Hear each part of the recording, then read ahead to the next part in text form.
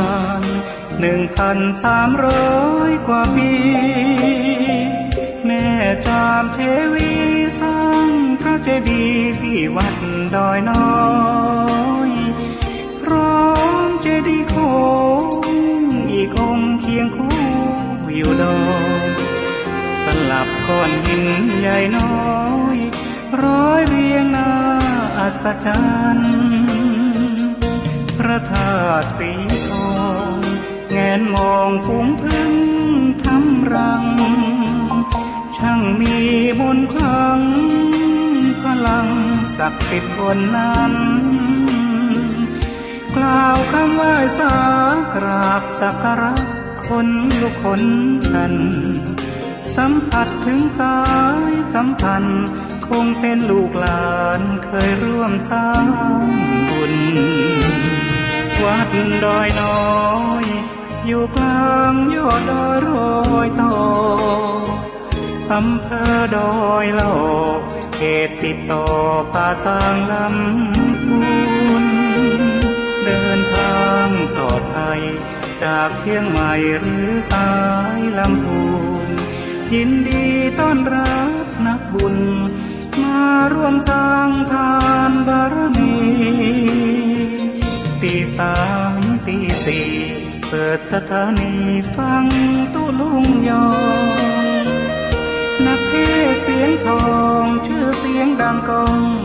ทั่วฟ้าธานีตัวจริงเสียงจริงวัดดอยน้อยแม่ตามเทวีต้อนรับญาติโยมที่มีจิตศรัทธามาร่วมสร้างบุญ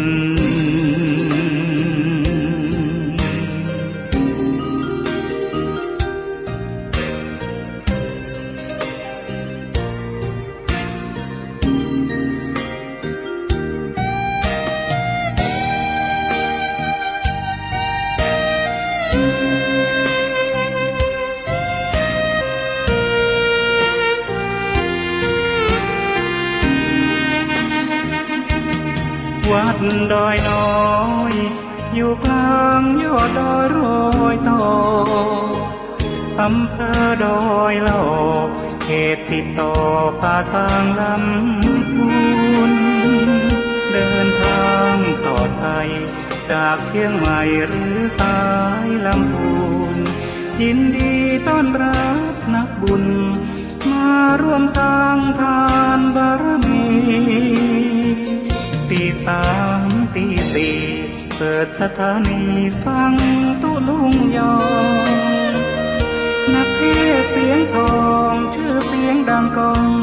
ทั่วฟ้าธานีตัวจริงเสียงจริงวัดดอยน้อยแม่ตามเทวีต้อนรับญาติโยมที่มีจิตศรัทธามาร่วมสร้างบุญ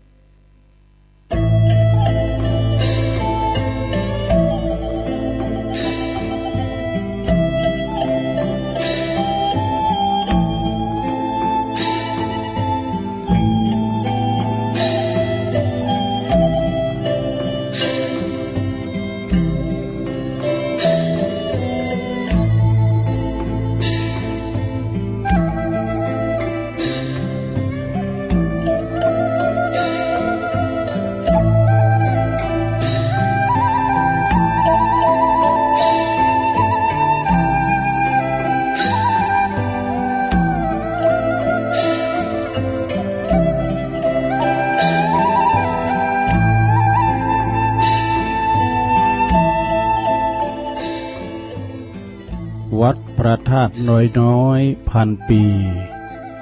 รสดีแคนตาลุปลำใหญ่วางชนเรื่องชื่อลือไกลกลองใหญ่สืบสารประเพณีขอความนอบน้อม แด่พระรัตนตรัยอันมีพระพุทธพระธรรมพระสงฆ์เป็นสรณะตีปึงขอกราบแนบไต่ไหวสาถวายความเคารพมายังครูบาอาจารย์พระมหาเถรานุเถระท่านเจ้าคณะพระสังฆาธิการพระภิกษุสามเณรเจ้าจุโตนจุองค์กุวัดวาอารามขอเจริญปอนมายังบรรดาปอออกไม่ออกศรัทธาตันสาธุชนคนดีต่างหลายปอหลงแม่หลงปอลุงแม่ป่าปีป่าหน้าเอาอาศรัทธาตีนจ้องห้องวัดเถ่าแก่หนุ่มกำใจยิงต่างหลายอันปินกีฬานุปัฏฐากสันนิบาตตานเข่าตื่นจืนกันขึ้นมาเมื่อเจ้าก็หมุนคืนมาฟังรายการนี้ก็เป็นรายการแหลกตีเป็นรายการมากันจัดกันสดโตปิ่นเนาะมามาจ้ามาโปปะกะปอออกไม่ออกศรัทธาสาธุชนทั้งหลายที่นอนบัดลับก็ดีการเดียวฟังธรรมตุลุงไปมันถึงลับไปโดยอัตโนมัติเพราะว่ามันเป็นธรรมความลับรายการตุลุงในเปิ้นตั้งชื่อว่ารายการสัพเพเหระปะกินากะขอนลุงไก่แจงเด้อรายการเสียงธรรมแสงทองซึ่งดำเนินรายการโดยตนตัวแห่งอาตมาภาพเก่ากระผมตุลุงนันชัยวัฒนาคเสโนจัดอยู่ที่บุญวัดพระธาตุดอยน้อยตำบลดอยหล่ออำเภอดอยหล่อจังหวัดเชียงใหม่ส่งกระแสเสียงไปตามคืนต่างๆกระเดียวก็คอยบอกเนาะสายบุญของเฮาสถานีที่เปิ้นมีบุญหูบุญต่อโสตประสาทหูเฮาที่อดถาดาฟังกันไปหลายตีหลายจังหวัดก็มาฟังกันมาพบมาปะกันวันนี้ก็ตรงกับวันที่20แล้วกันเนาะ20ของเดือนพฤษภาคมพุทธศักราช2564มาแล้วศรัทธาวันนี้วันที่20ตรงกับเดือนเก่าออกมานี่เก่าคำเดือนเก่าออกเก่าคำว่า8คำว่าก็งานบุญก็หลายตีเนาะประเพณีเปิ้นจัดกันแบบภายในก่อนที่เฮาจะได้อันฟังหยังต่างๆตุลุงก็จะนำปาไหวพระเกินเน้อศรัทธาญาติโยมทั้งหลายเปิดความเป็นสิริเป็นมังกรเป็นมงคลกับตนกับโตกับขอบกับโคนะกับลูกกับหลานนะตีอยู่ตั้งบ้านตั้งจองไปการไปงานที่หันที่นี่แต่ว่าเดี๋ยวนี้เฮาได้ไปทางใดเนาะศรัทธาอยู่กับบ้านกับจองโดยเฉพาะก่อสวเฮานี่เปิ้นหือไปไหน รอฉีดยากันเนี่ยกะนะเอาฟังกันตำปูนก็ไปตำกำเนาะศรัทธาญาติโยมตั้งเมืองฝางก็ดีตั้งแม่แจ่มก็ดีเช็คระบบแล้วฟังชัดเจนดีนะต่อไปเขาจะสวดมนต์ก่อนเน้อศรัทธาหลวงเขาลุกขึ้นมาแล้วบ่ลงบ้างลงโอนแม่บุญพินเขาตึงลงตึงหลายวันนี้ตุลุงมีธรรมเน้อธรรมบรรยายมีเจ้าภาพอยู่แล้วก็มี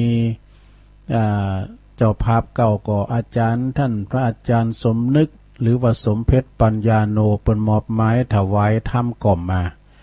วันนี้จะแสดงธรรมในท้องเรื่องอันนี้อีกี้ไปแล้วกันท้องเรื่องเนี่ยขันธ์5กึดพอตัวพองนี่นะ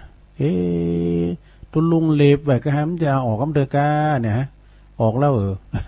สองใจสองข้อนะเป็นธรรมบรรยายเนี่ยก็เดี๋ยวก็ลองฟังก็เอาเขาถามมันกันอยู่ในต้นโตห้อเนี่ยหมดนะขันธ์5เนี่ยมันมีอย่างพองก็เดี๋ยวก็ถามฟังเอาเนอสดาตุลุงจะนำไหวพระเกินเนออะระหังสัมมาสัมพุทโธภควาพุทธังภควันตังอภิวาเทมิ สวากขาโตภะคะวะตาธัมโมธัมมังนามัสสามิสุปฏิปันโนภะคะวะโตสาวกสังโฆสังฆังนะมามินะโมตัสสะภะคะวะโตอะระหะโตสัมมาสัมพุทธัสสะนะโมตัสสะภะคะวะโตอะระหะโตสัมมาสัมพุทธัสสะนะโมตัสสะภะคะวะโตอะระหะโตสัมมาสัมพุทธัสสะอิติปิโส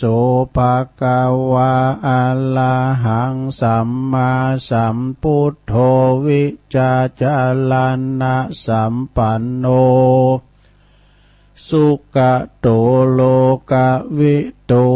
อนุตตโลปุริสตัมมะสาลาทิสัทธาเทวะมนุสสานังพุทโธภคว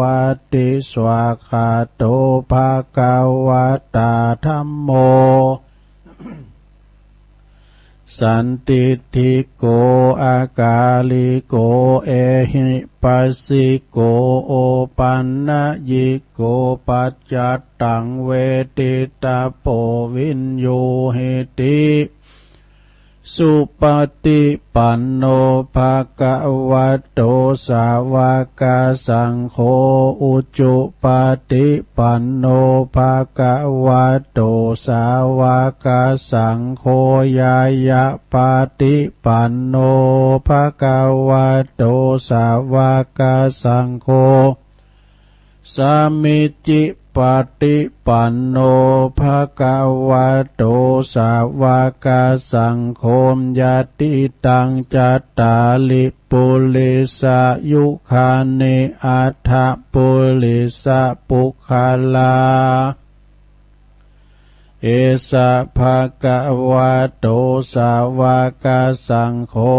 อะหุนายโยปะหุนายโยตักขินายโยอัญจัลลิกาลนิโยอนุตตลังปุญญเขตังโลกัสสาติจะยันโตโปธิยามุเลสักกายานังนันทิวัตันโนเอวังตวังวิจัยโยโหหิจยสุจยมังคเลอปัลลาจิตตปัลลังเกสิเสปัทวิปุคเลอภิเสเกสัปปะพุทธานังอากาปโตปโมทาติสุนักกตังสุมังกาลังสุปปะตังสุหุติตังสุขันโนสุมุหุตโตจะสุยิทังพลัมมัจจาลิสุปัทขินังกายกรรมังวาจากรรมังปัทขินังปัทขินังมโนกรรมังปณิทิเตปัทขินาปัทขินานิกัตตวนะละพันตัตเถปัทขิเนสัพพิติโยวิวัจจันตุสัพพะโลกโควินาศตุมาเตภวัตวันตรายโยสุขีติขายุโกภวะอภิวาทานาสิลิสานิจังวุธาปัจจายโนจัตตารโอธัมมาวัฏันติอายุวันโนสุขังปะลังเอาแล้วศรัทธาเอาแล้วตัวลุงตื่นจืนขึ้นมาก็มาสวดมนต์เปิดความปินสิริเป็นมังกาละกับบรรดาปออกไม่ออกศรัทธาหมู่เฮาเจ้าขาดต่างหลายเนาะ ขอกุณพระติตะไลรัตนะผ่านแผ่วพระแก้วเจ้าตั้ง3ประการจงได้ดลบันดาลมาปกป้องคุ้มครองรักษายังครูบาอาจารย์พระมหาเถรานุเถระเจ้าคณะพระสังฆาธิการพระสงฆ์องค์สามเณรเจ้าอยู่กับวัดกวามีสง่าราศีงอกงามไพบูรณ์ในพระพุทธศาสนาเผยแผ่สัจธรรมคำสอนขององค์พระสัมมาสัมพุทธเจ้าได้ปินเนอร์นาบุญกับศรัทธาญาติโยมทั้งหลายได้สักการะบูชากับไหวมีสุขภาพพลานามัยสมบูรณ์แข็งแรงนะพอออกไม่ออกศรัทธาก็เหมือนกันขอปินกำลังจิตกำลังใจอีปออีแม่ที่ไปวัดไปว่าเดินเหินไปในบ้าใดไกลติดต่างติดเตงตุลุงก็เป็นดีหันอกหันใจบางคนได้ปี2 ปี5 ปี8 ปี10 ปีปลายก็มีได้เดินเหินไปไหนนอนอยู่สาลีตีนอนเนาะก่อนพิญญังศรัทธาเนาะเขาก็นอนพักผ่อนแล้วก็ฟังวิทยุปิ้นกูปิ้นกีมไปบ่เดี๋ยวนี้มันตึงเหมือนกันหมดนะคุณเดินใดไปใดก็ตึงไปไหนอยู่กับหอกับเฮินกักโตอยู่บ้านอยู่จองเนาะมีเนี้ยก็กินกันไปพักไม่ใส่คือไม่เกอเฮอดังเคอก็มีก็มาตำคือจ่าคือแจ่เนาะพองเป็นอูดอนคุณยองอูดอนอันคืออันเนี้ยลาบปลาดกปลาดุกก็ว่าปลาดกนะเอามาลาบหล่นนะเอาเครือจ่ามาตัดให้น้ำเหมาะก็ขอเป็นกำลังจิตกำลังใจนี่ครับศรัทธาอย่าเอาพระตังสถานีกันวิทยุในเครือข่ายที่เปิดหับสัญญาณรายการธรรมะช่วงเวลา 3:00 ถึง 5:00 ในวันนี้ก็ขอขอบคุณดังคืนวิทยุเพื่อการศึกษาและวัฒนธรรมวัดไฟหินตำบลสุเตปFM 104.50 เมกะเฮิรตซ์โดยเมตตาบารมีธรรมอาจารย์ท่านพระครูสมุวิสุวัฒน์วรกิจโจท่านพระอาจารย์เปิ่นก็ลิงสัญญาณไปเรียบร้อยเดี๋ยวนี้เพิ่นแต่งจะได้รับนะเปิ่นเชิมสัญญาณตัวลุงแล้วเปิ่นแต่งจะได้รับนะเปิ่นเปิด24 ชั่วโมงอย่าเปิ่นควบคุมโดยตนเองสถานนี้ต่อไปก็ของคณะสงฆ์อำเภอฝางอำเภอฝางก็ตั้งอยู่ที่วัดพระบาทอุดมนำบ่อสาวาสำนักวิปัสสนาโดยเมตตาบารมีธรรมในพระเดชพระคุณหลวงปู่พระครูสุจิตานุรักษ์หลวงพ่อใหญ่เฮานอกเจ้าคณะอำเภอฝางนะ FM 100.25 เมกะเฮิรตซ์ขอขอบคุณท่านตุปีเจริญโชติธรรมโมวัดสันโคงแล้วก็ขอบคุณตุปีอมรเทพอุปสันโตอุดเถินตุปีโจสถานีแดนดินถิ่นล้านนาตั้งอยู่ที่บ้านหงงัวตำบลนำบ่อหลงอำเภอสันป่าตองFM 103.50 เมกะเฮิรตซ์โดยปีไต้โหเฮาคุณรุจิสมบัติเงาคำลิงสัญญาณไปปิ้นตีเรียบร้อยสถานีคลื่นธรรมะของชุมชนวัดห้วยตองซักตำบลขวงเปาอำเภอจอมตอง FM 18.75 เมกะเฮิรตซ์โดยเมตตาบารมีธรรมอาจารย์ท่านพระครูวาปีวรมานิตท่านอาจารย์ชวลิตชัยวังโสก็ลิงสัญญาณโซนไต่ฟังเสียงดังฟังชัดดีนะสถานีวิทยุมนต์เสียงธรรมจากอำเภอแม่แจ่มตั้งอยู่ที่วัดบุปผารามตำบลช่างเครื่องอำเภอแม่แจ่มโดยเมตตาบารมีธรรมหลวงพ่อพระครูมงคลวิสิทธิ์หลวงพ่อใหญ่เฮาเจ้าคณะอำเภอแม่แจ่ม FM 106.25 เมกะเฮิรตซ์ขอบคุณท่านปลัดอุทัยโดยที่เปิ่นเป็นพระเจ้าหน้าที่เชื่อมสัญญาณไปสถานีวิทยุเน็กเนียวเรดิโอ FM 96.75 เมกะเฮิรตซ์ตั้งอยู่ที่บ้านจงตำบลทุ่งกวาวห้างหุ้นส่วนจำกัดอนุสรณ์เรดิโออำเภอเมืองปานจังหวัดลำปางสถานีวิทยุชุมชนคนเหนือเขื่อนตั้งอยู่ที่บ้านดงดำอำเภอฮอดจังหวัดเชียงใหม่ FM 90.75 เมกะเฮิรตซ์เนอร์สถานีวิทยุเพื่อการศึกษาและพัฒนาอาชีพ R Radio Network FM 103.00 เมกะเฮิรตซ์อำเภอเมืองจังหวัดลำปาง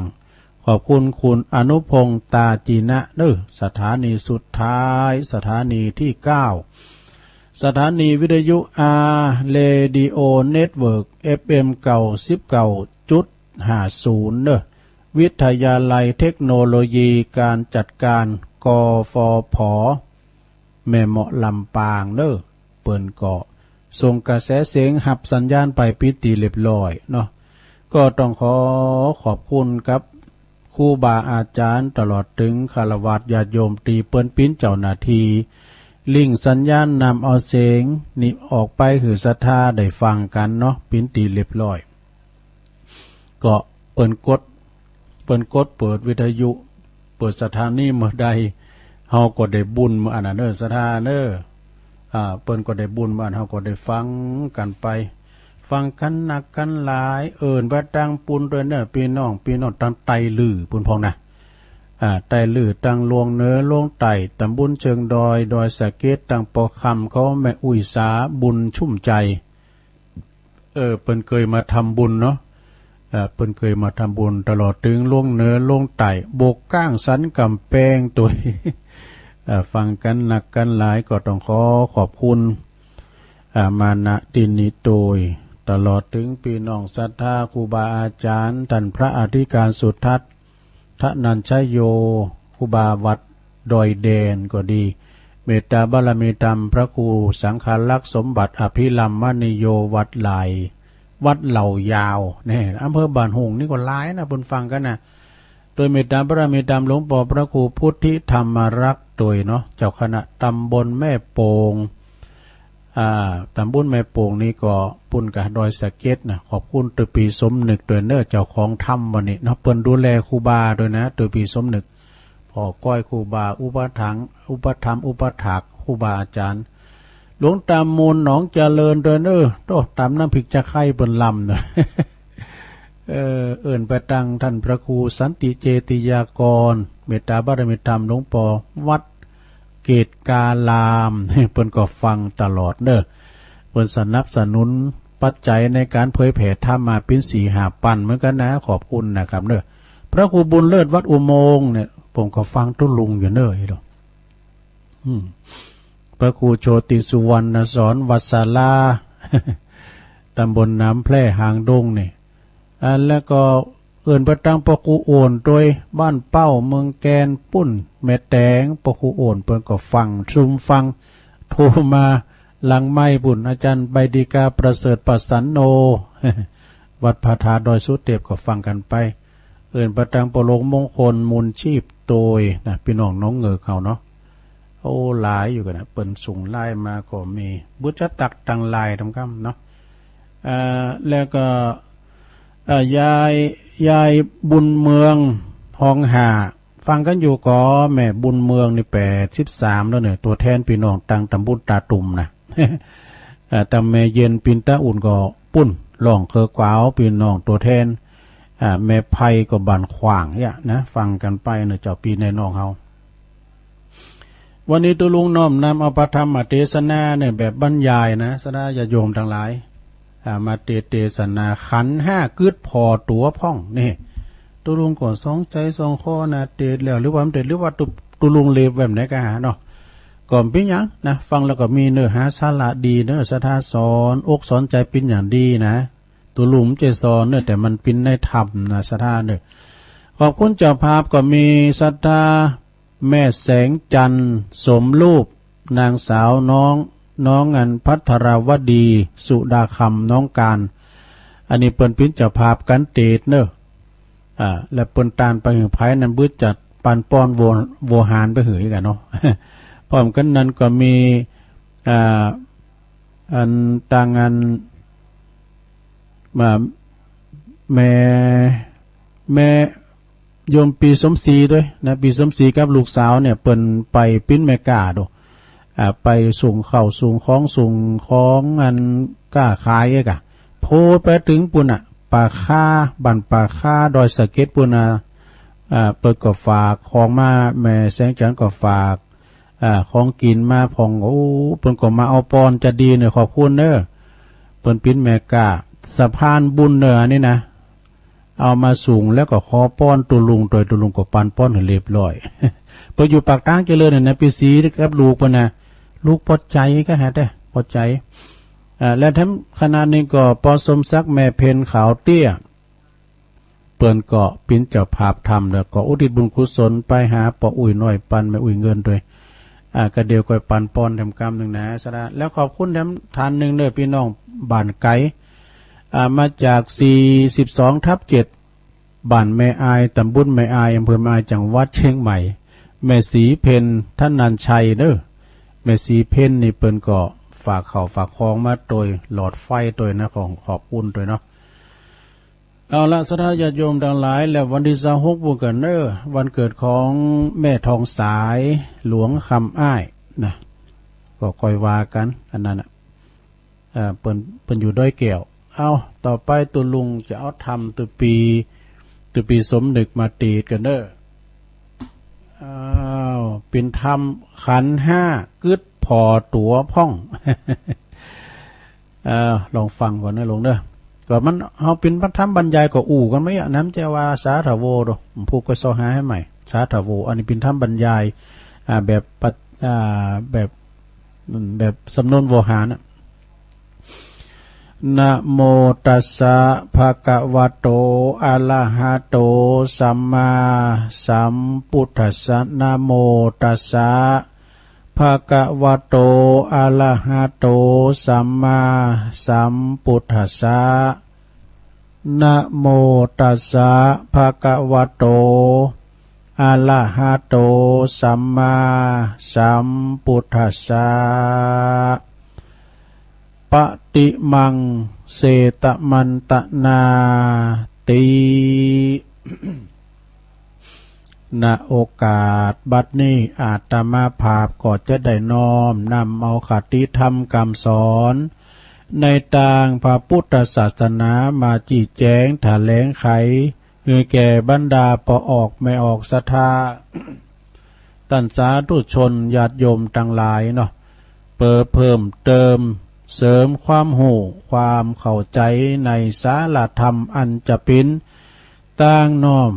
นำให้เกิดปัสสัทธศรัทธาปราโมทย์ก็เกิดประโยชน์แก่ชีวิตความจริงการฟังธรรมเป็นการเพิ่มอาหารใจปรุงใจวะนะอาหารกายเฮากอบบำรุงปนเปื้อกันมาตึงวัน3 ขาบไปนะแต่ที่สิ่งที่น่าสังเกตนะศรัทธาญาติโยมไผสังเกตพองที่น่าคิดคนอื่นอาจจะบ่คิดนะอาจจะบ่ฮู้ก็คือเวลาเฮาอยู่ดีมีสุขบ่มีโรคภัยไข้เจ็บมาเบียดเบนนี่นะสุขภาพกายแล้วก็สุขภาพใจสมบูรณ์ดีเฮามีฐานะพออยู่พอกินพอใจเนาะบ่ใครจะมีไผสนจิตสนใจที่จะมาฟังเทศน์ฟังธรรมตีบ้านตีจองนี่อยู่ดีกินได้ไผมีนิมนต์ตุเจ้ามาสวดมนต์บ้านจองถึงจะมีก็มีน้อยเช่นทำบุญวันเกิดแฮปปี้เบิร์ธเดย์เนี่ยสื่อโพลาจาตาโดยเฉพาะคุณปื้นเมืองเฮาเนี่ยนะถึงวันเกิดก็ตามวันยังก็ตามนะอย่างได้ก็อย่างอ่านเนาะนะทำพิธีบ่ได้วะนะแม้ที่สุดปัจจุบันนี่นะในวันในวัดในวาวันพระวันศีลนะก็มีคุณไปหน่อยเพราะมันยังก็เขาโกะ ว่าในตุลุงมันนับได้ที่วัดพระธาตุโดยหน่อยมีอยู่24คุณนะตึงจริงตึงใจนะรวมกันหมดแล้วก่อนถามหลวงพ่อเนาะหลวงพ่อวัดอื่นเพิ่นปิดกันหมดนะแล้ววัดเฮานี่จะได้มันไปเปลี่ยนอย่างตุลุงก็เฮามันจะมีประตูหัววัดนี่ มาครับว่าลุกจากถนนใหญ่ขึ้นมาเนี่ยก็ขึ้นมาบุญเพื่อมันมีซุ่มตูสักอย่างอะเนาะหุ่นต้ามาขึ้นมาตึกเนี่ยเรียนวัดบุญดอยนี่นะ ก็มีคุณขึ้นมาอยู่เนาะเมื่อวันก็มาป้ายเปิ้นมาไหวพระธาตุเนี่ยกะมาทำบุญตักบาตรกันเจ้าก็ทำกันไปเดี๋ยวไปลืมแมทก็แล้วกันเนี่ยก็ฟังบ่มีไผฟังเทศฟังธรรมกันบ่กึดก่อนหน้ากึดนี่บ่กึดก่อนหน้ากึดแต่คนยุคปัจจุบันนี่นะศรัทธาญาติโยมต่างหลายเปิ้นนิยมไปฟังเทศกันในงานศพปุ้นงานศพงานสาปุณปิ้นจำนวนหนักปิ้นจำนวนหลายเพราะว่าบ้านใดถ้าว่ามีงานศพเปิ้นเอาศพไว้3 วันก็ดี7 วันก็ดีก็จะมีเทศเหมือนกันเนี่ย3 วัน7 วันก็จะมีเทศแล้วก็สวดอภิธรรมกูคืนศรัทธาถ้ามีศพหลายบ้านตรงกันบางครั้งพระสงฆ์ก็จะรับนิมนต์2 แห่งเรียกว่า2 เด่งมาใจ2 เว้นเทนเนี่ยเพราะว่าแต่ละวัดนี่นะศรัทธาญาติโยมทั้งหลายจะมีพระสงฆ์เนี่ยตั้งบ้านนอกบ้านนาเขาเนี่ยมันจะมีพระสงฆ์เนี่ยที่จะไปนิมนต์นี่นะมาประกอบพิธีรวมกันเนี่ยตั้งชนบทเฮาบ้านนอกบ้านนาเฮาเนี่ยหาตุเจ้ายากว่ะเนี่ยในธรรมเพิ่นไว้นะก็ยากแต่เดี๋ยวนี้ยุคปัจจุบันบางวัดมีตุนเดียวศรัทธาญาติโยมทั้งหลายบางวัดมีตุนเดียวนะบางวัดนี่ล่อแหลมในการจับเป็นวัดล้างนี่ศรัทธาแล้วก็ศรัทธาบางคนก็มาติดอกติดใจองค์เตตุเจ้าบางตุนบางองค์เนี่ยเปิ้นเตตโมนเนี่ยเปิ้นเตตโมนเรียกว่าเตตแบบลูกทุงมีกาบก้อนยอมจิตยอมใจเปิ้นเสงให้ดูสู้ก็เดินเมตตาลับพอสมควรนะตุเจ้าตุนไหนที่เปิ้นเตตดีเนาะเสียงดีระบำลำนำดีนะเสียงป้อยเสียงโมนเสียงหวานนี่น้ำใจอย่างเสียงตุลุงนะโอ้ผมได้พักได้ผ่อนเลยเนอะมีคิวยาวจองกันเหมือนนักร้องลูกทุ่ง จบหันไปก็ไปที่หันเอกก็เป็นความจริงของคนรุ่นใหม่เขาจะพอใจเพียงเป็นพิธีต่ออ่านเนอะศรัทธาเนอะเพียงเป็นพิธีสาระแก่นสารบ่จำเป็นที่ต้องนึกคิดมาบ่ต้องคิดนึกถึงหมากหนักนี่ว่าเปิ้นว่านะฟังเอาพอเอาโมนใจบ่ได้ไอ้ดูเคลิ้มในอารมณ์ก็ติ่มใจแล้วเนี่ยแล้วก็เจ้าปุตส่วนมาก็ยังเข้าใจว่าตูเจ้ามาเทศมาสวดนั่นน่ะเปิ้นมาเทศมาสวดหือคุณตายฟัง ยังเข้าใจเป็นอย่างอี้นะบ่ใจหือคุณปีนฟังจะหันว่างานศพคุณจะมากจะหนักเป็นพิเศษนะแต่ก็บัดใจว่าจะหนักพิเศษในการมาฟังเทศน์ฟังธรรมเด้อมากไปโดยการการจาการมาพบปะกันสนทนากันบางพองก็กินแล้วก็มาลิ่นกันสนเสเฮฮากันนี่งานศพมีนะ จึงเป็นพิธีเปิกนอกปอกบ่ถึงในแต่นะถึงเปิกนอกแต่บัดใจเนอแก่นแต้การที่ไปงานศพก็ควรที่จะน้อมนำเอาธรรมะที่พระสงฆ์เปิ่นมาตีดนะกันเนาะลองเอามาพินิจพิจารณาว่าคุณเฮาเนี่ยเกิดมาทุกคนนี่นะก็จะต้องตกอยู่ในสภาวะอย่างนี้เหมือนกันหมดศรัทธา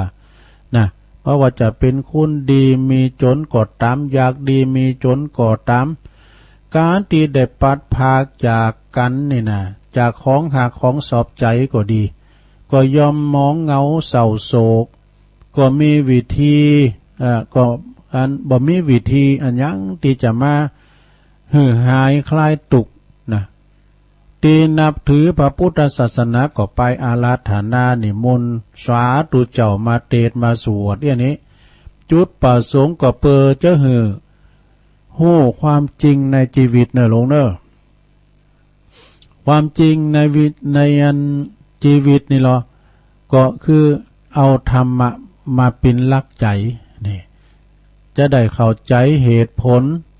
ของความจริงว่าเกิด แก่เจ็บตายเตวตูต่างหากนี่นะมันเป็นของธรรมดาของโลกมีเกิดขึ้นในเบื้องต้นมีความแปรปรวนในท่ามกลางแล้วก็มีการแตกสลายไปในที่สุดนี่เกิดขึ้นตั้งอยู่และดับไปนั่นแหละ แล้วก็จะยุดจะยุด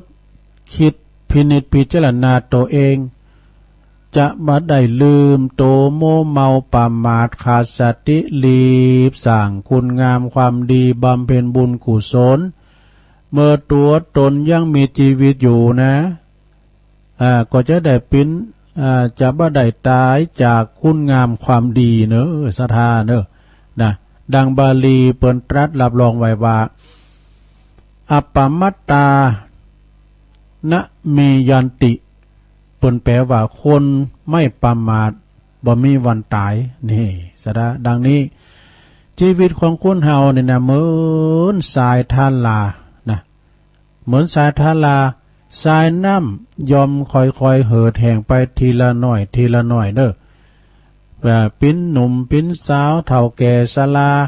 แล้วก็มรณะไปในที่สุดดุดสายน้ำที่ไหลลงไปไหลลงไปจะบ่ไหลย้อนคืนมาอีกนะพระพุทธเจ้าเปิ้นได้ทรงอุปมาเปรียบเทียบชีวิตสังขารไว้ว่าสังขารประกอบไปด้วยธาตุขันธ์นะมีขันธ์ห้าขันธ์ห้ามีหยังพอง ก็คือรูปเวทนา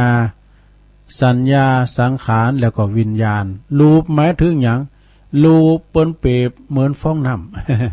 ำรูปนี่ก็คือโครงสร้างของร่างกายเขาเนี่ยธรรมดาในฟองน้ำนี่มันจะปรากฏขึ้นในขณะที่น้ำนองเนอะน้ำนองน้ำก็จะแตกเป็นฟองลอยตุ๊บป่องมากำเดียวบันกระแสน้ำตามกระแสน้ำพอก้อยดูก็เพลินตาพอก้อยดูก็เพลินตาเนี่ยลงเลยแต่ก็ปรากฏอยู่ในชั่วขณะแล้วก็แตกสลายหายไปนี่รูปนะเวทนาหรอเวทนาในเหมือนต่อมน้ำนี่มันจะได้ซะนะธรรมดาต่อมน้ำนี่มันยดลงมาจากฟากฟ้า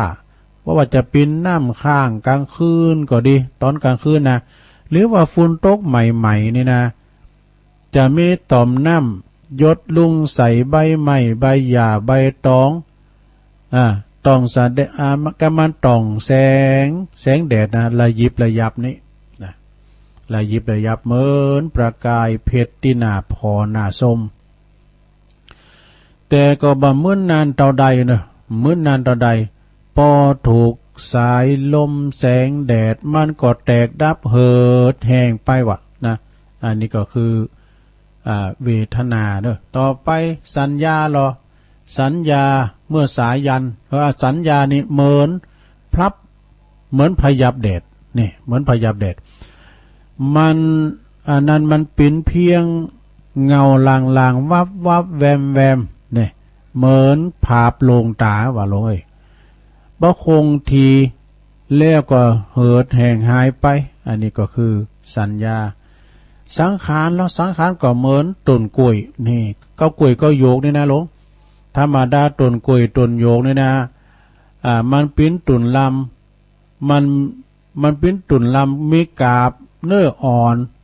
มันบ่มีแก่นในแข็งแรงนะคงทนบ่ได้นานคงทนนานบ่ได้บ่เหมือนนะถ้าว่าถูกลุ่มก็ดีถูกพายุถูกพัดนิดหน่อยมันก็โค่นล่มไปละเนระนาดนี่อันนี้ก็คือสังขารส่วนวิญญาณเหรอวิญญาณก็เหมือนมายานะมายานี่เป็นสิ่งตีทำให้ปราบปรืมลืมโตพอบ่หันความจริงนะความเปลี่ยนแปลงในชีวิตเป็นเพียงมายาหลอกลวงผ่านมาต้องผ่านมาต่างอายตนะไปในไปนอกเส้นตาหูจมูกลิ้นแล้วก็กายใจนี่ ทำให้เกิดความยินดียินหายเบื่อหน่ายหรือว่าเฉยๆสลับซับเปลี่ยนอยู่ตลอดเวลาบ่อยู่คงตีรูปประกอบไปด้วยโครงลางกระดูกเขาเนี่ยนะรูปเนี่ยนะมีเนื้อหนังเส้นเอ็นลัดลังตรึงอยู่ปรากฏปิ้นรูปปิ้นรูปใหญ่พองน้อยพองสูงพองต่ำพองดำพองขาวพองสวยงามพองบ่สวยงามขี้เลพองทุกอย่างก็ตกอยู่ในความบ่คงทนถาวรสักเท่าใดเนาะแล้วเป็นอยู่เพียงชั่วคราวก็สุดโทรมลงโรยแตกสลายไปนี่แล้วก็เวทนาทำกรรมหนึ่งก็คือการเสวยอารมณ์ตื่นที่ผ่านมาต่างตาต่างหูต่างจมูกต่างลิ้นต่างกายต่างใจสุขพองทุกข์พองพอใจพองบ่พอใจพองหักพองเกลียดจังพองแล้วก็บ่จี้ลังยังยืนปรากฏเกิดขึ้นชั่วขณะได้เนอะแต่ละนาทีชั่วโมงเดี๋ยวสุขเดี๋ยวทุกข์เดี๋ยวก็สุขเดี๋ยวก็ทุกข์อันนี้ก็ต่อไปสัญญาสัญญาคือหมายความว่าความจำได้หมายรู้ยามหนุ่มยามแน่นสถานเนาะยามหนุ่มยามแน่นปิ้นละอ่อนเอาเห็นอย่างในจำได้ง่ายได้กันเนาะเวลามันเฒ่ามันโอ้ยมันได้ลงประเดี๋ยวนี้ประวัติการศึกษาเราเรียนยามหนุ่มยามแน่นท้องบนจดจำได้โลดเลี้ยวแล้วก็แม่นยำโดยแต่ว่าพอเฮายางเข้าสู่สวสู่วัยชราเนี่ยสมองมันก็เสริมสติมันก็เลินไปความจำมันก็เลินลอยเนี่ยบ่แน่นอนสังขารมีปัจจัยปรุงแต่งขึ้นมีดินน้ำไฟลมพยุงหักษาไว้ตีวาธาตุสีมีดินนี่ก็จำพก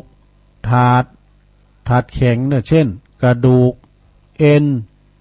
เนื้อหนังน้ำจำพกขับถ่ายของโสโครกเหงื่อใครน้ำนี่มันเป็นดินทันน้ำธาตุน้ำนี่ก็เป็นจำพกขับถ่ายเหงื่อไล่ไขย่อยสำหรับหายแล้วก็ลมธาตุลมนี่ก็คือสำหรับหายใจเข้าหายใจออกไฟไฟนี่สำหรับเผาผลาญบดย่อยอาหารติดกืนเข้าไปลงไปในตอกเอาเนี่ยแล้วก็ยังจอยหือร่างกายหืออบอุ่นตัวนี่อยู่ได้สบายแต่ว่าธาตุสีเนอะ ธาตุสีตรากิเลน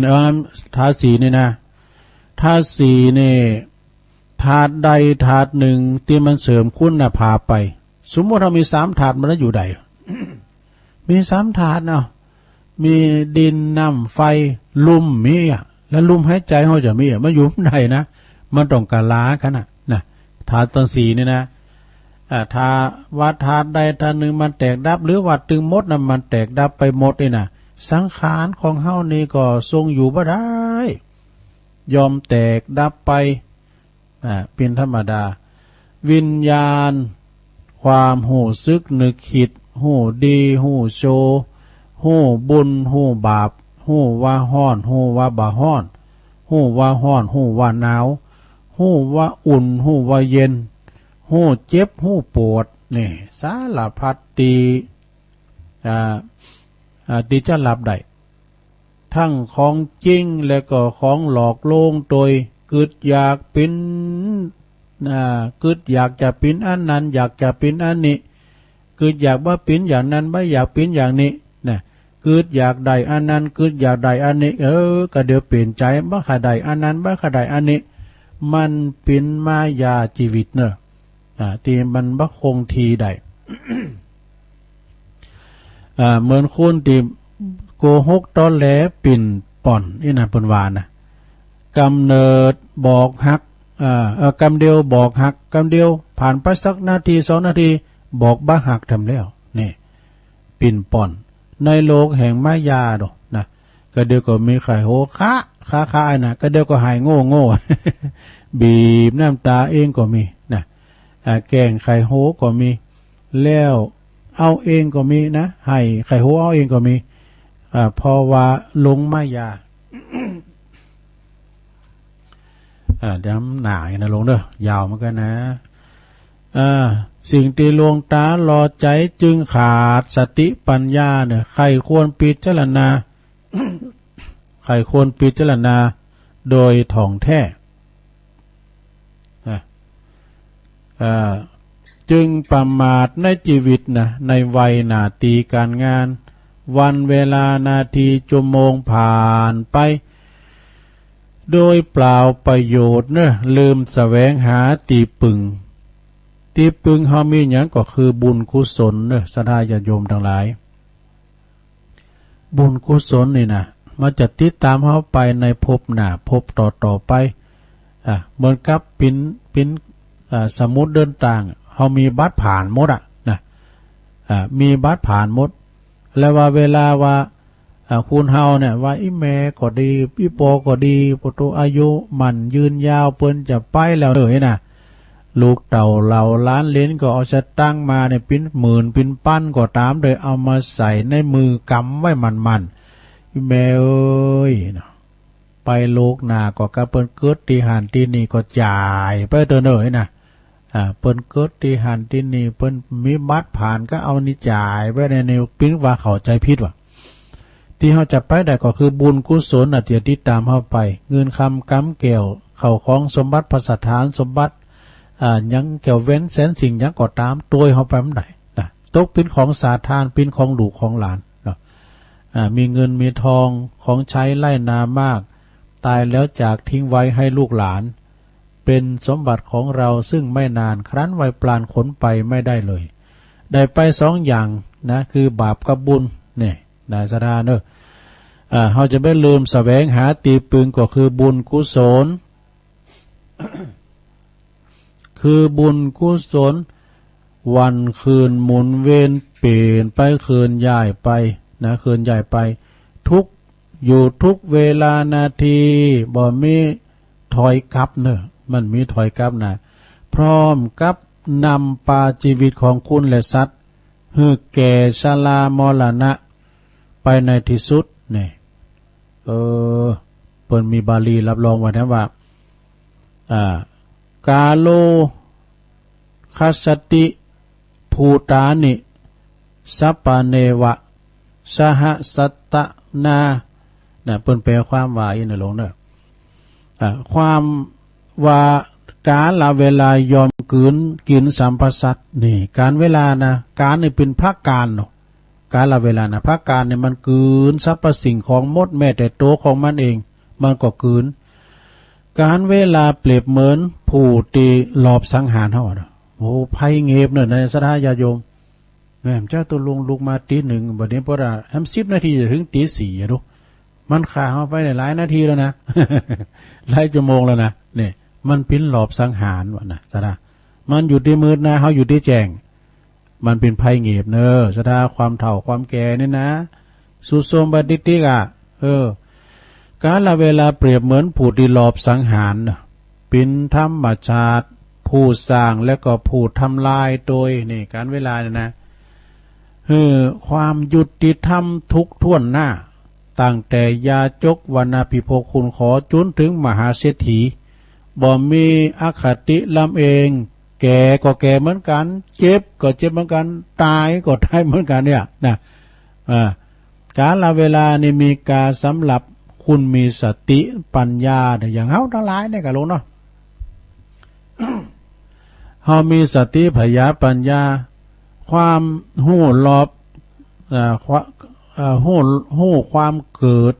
แตกดับนะความติมบัดหมั่นบัดเตงบัดแน่นอนของชีวิตสำหรับคนโฉดเคล้าเบาปัญญานั้นก็ขาดศีลขาดธรรมยอมบ่ฮู้เตาความมันเปลี่ยนแปลงบ่ฮู้เตาความเปลี่ยนแปลงของโลกและก็ชีวิต บ่ฮู้คุณค่าของเวลาตีหน้ามีแต่มกหมุ่นโมเมายอมโศกเศร้าเสียใจในภายหลังนี่สดาญาโยมเนาะเนี่ยความอายุของคุณเฮานี่อยู่100 ปีปลายนะอยู่100 ปีปลายก็มีไปหน่อยความเกิดความตายไปหู้อันนี้เป็นก้อนกันเนี่ยเดียวกันเนอะอายุอยู่100 ปีปลายนะโอ้ไทยก็เมืองเชิงกลมใจอายุอยู่100 ปีปลายแล้วไทยอย่างนี้เอาของกับพี่ขมุ้ยว่ะอายุอยู่100มันเป็นคำเมืองหนึ่งอายุอยู่100 ปีปลายความเกิดความตายไปรู้เนี่ยหู้นะวันเดียวเด็กหญิงใจหันเกิดตายนาลูกอ่อนนั้นยิ่งผู้แก่100 ปีปลายนี่อันนี้มันเป็น100 แก้ว100 กองกันหมดเลยก็หมายความว่าอย่างนี้ในศรัทธาญาติโยมบางคนในเกิดมาถึงแม้จะเฒ่าแก่เฒ่าแก่เราเย่อยู่ประมาณนะตาเหลตาฟางนะย่อนย่านหนังเหี่ยวแล้วก็ตามนะยังถูกอวิชชาปิดบังนะมืดปิดบังยังบาดเจียมสังขารยังสอบสนุกสนานเล่นสนุกสนานลื่นเริงลื่นเริงยังชนิดที่ว่าเป็นคุณเท่ามาได้เพิ่นว่าเท่าหูไว้เท่าได้ดอกมันเข้ากับเท่าแล้วเนี่ยนะ เข้ากับเท่าทำแล้วแต่ไม่ใช่เท่าบ้านเฮาเมืองเฮาเนี่ยนะไม่ใช่เท่าฟังมันดีอยู่ในใจนะเท่าที่อื่นปุ้น เท่าหูไว้เท่าได้ดอกเท่าศอกกอกไม้ยาเท่าปลาลาหมาเห่าเท่าคุบเข่ากลางจาน เท่าลูกหลานหักหลานน้อยอ่อนเท่านอกบ่อนนาตีแต่เท่าเฮาตั้งหลายนี่เท่าคุบเข่ากลางจานเท่าดีเนอะซะนะเนาะเท่าลูกหลานไหวเวลาเดินจีปีใหม่เปิ้นมาต้านโกเข่ากันเนี่ยกะนะ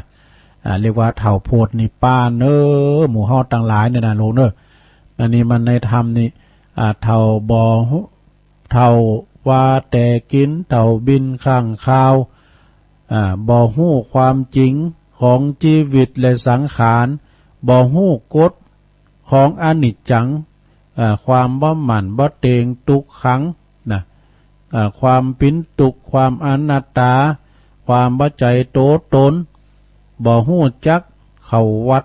ฟังเทศน์ฟังธรรมบุญบ่ได้ทำกรรมดีบ่ได้สร้างนี่ถึงแม้จะมีอายุเป็น100 ปีก็ตามก็ไล่กาว่า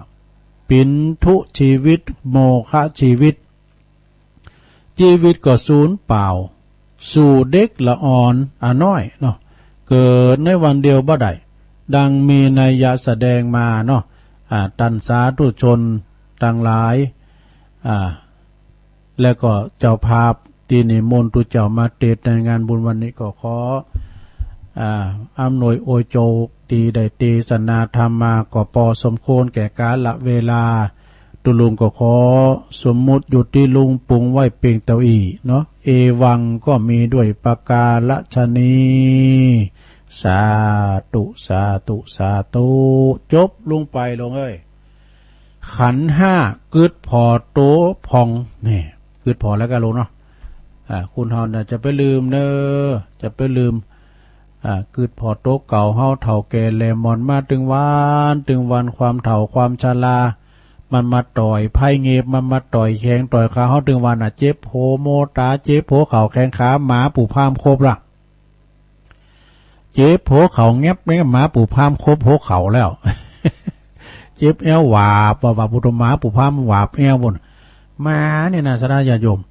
ก็เวลามันเห่ามาในไม่ลงอย่าไปรู้นะยิงม้าฝรั่งม้าตัวใหญ่นะมาพันนะกันมันไล่มากันมันเห่ามางงไม่ลงจะไปฮกกันฮกในแอวหวากนะยอบนางแล้วยกมือไหวมันยุดทันที มันยุดทันทีมันกึดว่าเฮานี่เป็นสัตตลิสาร คุณเนี่ยเป็นคุณสัตว์ที่ประเสริฐยกมือไหวเฮามันว่าโอ้ปิ้นเกียรติอย่างยิงว่ามันว่านะ ปิ้นเกียรติอย่างยิงมันก็เลยยุดอ่ะ ขอบคุณเจ้าภาพเลยเนอะกระเดียวตุลุงจะปันป้อนวัวหารเหอะแม่เขาอย่างก่อนเนอะตึงลงตึงหลายนะรู้น่ะจะปันป้อนวัวหารเนาะปันป้อนทำตึงลงตึงหลายเนอะโดยมีแม่จันแม่แสงจันเขาเนี่ยเพิ่นเป็นเก้าเป็นกันเขาก็เอาป้อนเพื่อความพิสิริมงคลเนาะเดี๋ยวก็จะว่าลายอื่นกันต่อไปโอ้มีคำกรของตุอุ้ยเนอะหลวงพ่อบุญปันนะเปิ้นมีคำกรสอนใจ7 โมงแล้วก็เดี๋ยวจะว่าฟังนะเอวังโหตุดีและอาจารย์ในวันนี้ก็เป็นวันดีสลีสุปะ มังกาละกาตาอันประเสริฐล้ำเลิศยิ่งกว่าวันและยามทั้งหลายบัดนี้ก็หากว่าไม่มีศรัทธาแม่แสงจันทร์สมรูปพร้อมกับน้องนางสาวภัทรวดีสุดาคำน้องการเปิ้นได้ตกแต่งแปลงพร้อมน้อมนำมายังการเตดการทำกีฬานะปัจจัยเปิดอุดิตบุญกุศลแผ่พายย้ายบุญไปหาผู้วายชนไปแล้วอันมีจิตตาดวงวิญญาณของปออุ้ยคำแม่อุ้ยติบสมรูปปออุ้ยพินแม่อุ้ยยวงเศรษฐยะปออุ้ยทาแม่นาคสมรูปปออินสนเจริญทรัพย์นางจัญญาสุดาคำแล้วก็ตานไปหาเจ้ากรรมในเวรนะแล้วทำศรัทธาหนึ่งเล่าก็ไม่มีปอสมศักดิ์แม่เพนขาวเตี้ยบันตาจ้างน้องหล่องเปิ้นกดตานนำตันทำอุทิศแผ่กุศลน้ำบุญติดตามไปหาจิตตาดวงวิญญาณของปออุ้ยน้อยปันแม่อุ้ยเงินจินาอิแล้วศรัทธานายอเนกชัยกาวินตานทำไปหาปอสอนชัยกาวินแต้มศรัทธาหนึ่งเล่าก็หมายมีแม่สีเพนนะท่านนันชัยเปิ้นอยู่ปู้นบ้านแม่อายอำเภอแม่อายนะโดยในปาการตกแต่งแปลงพร้อมน้อมนำมายังมาตุบุภาลาจาดวงดอกคอตอกดอกไม้พร้อมกับธรรมเทศนากีฬานะปัจจัยแต่ยวัตถุตานตันหลายมากมวลฟูนี่มาเป็นตานขอบุญกุศลอันนี้จุนได้ไปหอดไปถึงไปตึงไปตันจิตตาดวงวิญญาณเขาเจ้าตันหลายได้กินได้บริโภคปิ้นเขาติบน้ำติบได้ป่นเสียจากตียากได้พรักเสียจากตีตุกอื่นใดเสวยความสุขในสัมปรายภพนั้นจุงจะมีมาดแม้นว่าบุญกุศลอันนี้ไปจุดจอดรอถึงเมื่อเจ้าขอกับกายปิ้นเขาง่ายการว่าไปหอดเมื่อควายขอกับกายปิ้นเขาตอนแม่นว่าไปจุดจอดรอถึงเติงยำตอนขอกับกายปิ้นเกี่ยวปิ้นแสงไปหอดยำแรงขอกับกายปิ้นแผ่นเสือแผ่นผ่าไปหอดเมื่อลาของปิ้นเขาตีบนั่นตีบพาดนาสิปากการหือต้นโตเขาเจ้าตั้งหลายได้กินได้บริโภคได้ป่นเสียจากตียากพรักเสียจากตีผานบุญกุศลอันนี้มีนักนาป้าป่านขอปิ้นพ้นสัตว์ตอนยอดมาสังพิทักษ์ปกปักรักษาอย่างเจ้าโมลสัตตาตั้งหลายที่ได้ฟังคืนสถานีวิทยุนิทุกคู่ทุกคนได้อยู่เย็นเป็นสุขอายุมันควันยืนมีจุกมีใจหิมาก้าขึ้นอยู่ก่อฮือมีใจไปทางใดก่อฮือมีจุกมีลาบได้ผ่าแป้คาเซิกและศัตรูหมู่มารต่างหลายหิปันมาหาปันได้เจริญไปโดยจตุรพิษละปอนใจอันมีอายุวันนะสุขภาละนั่นจุงจักมีเตี้ยงแต่ดีลียะทาวาลีวาหาปูลาปาลีปูเลนติสากะลังเอวะเมวะอิโตทินังเปตานังอุปกปติอิสิตังปฏิตังตุมหังคิปะเมวะสมิจตุสเปปูเลนตุสังกปาจันโทปนาลโสยะถามณีโจติละโสยะถาภวะสปีติโย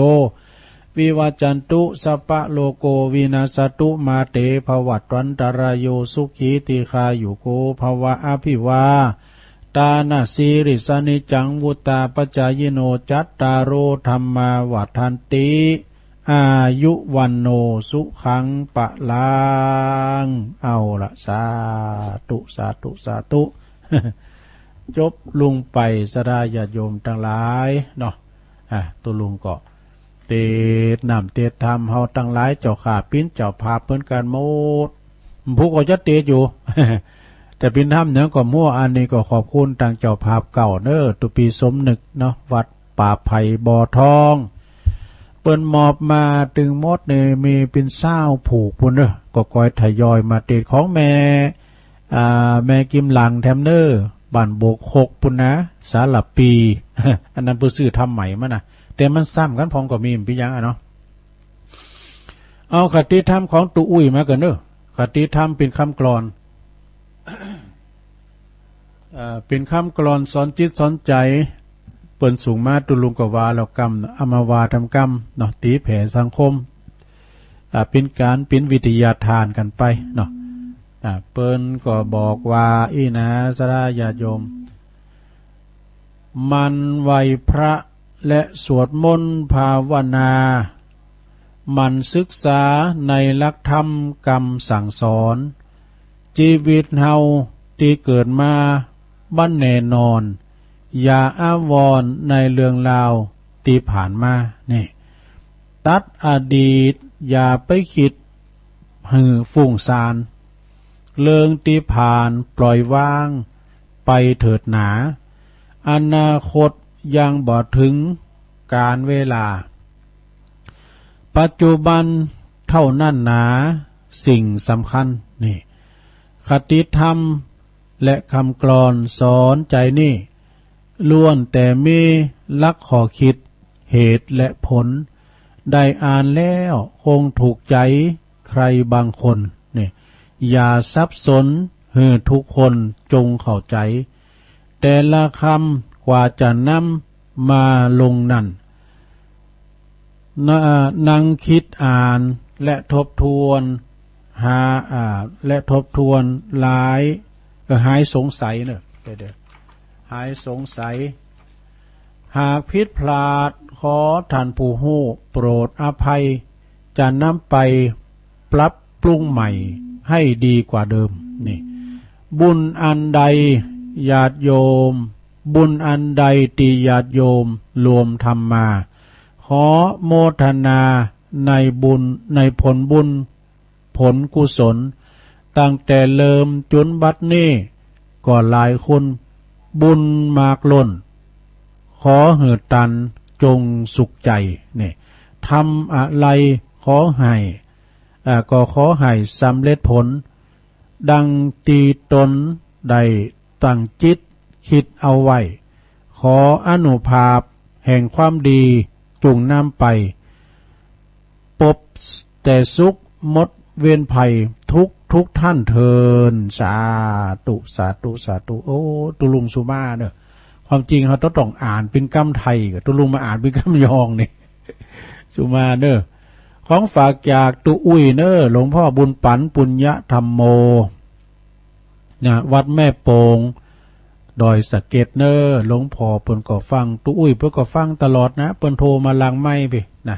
ต้องกราบขอบคุณในเมตตาบารมีธรรมหลวงปู่ด้วยเนอะเปิ้นก็ส่งอันใดดีๆมาทำตุลุงอุ้ยก็มีตลอดตุลุงก็เอาเวนมาตีดนะมันกินอกกินใจนะแบบบรรยายก็มีแบบสาธโวก็มีนะก็ได้ฟังกันไปอันนี้มาหลายตื่อแล้วนะเดี๋ยวก่อนเนอะย่ำถึงเวลาเปิดสายแต่ดูมีหยังจ้าเสียงดังโหลฮะ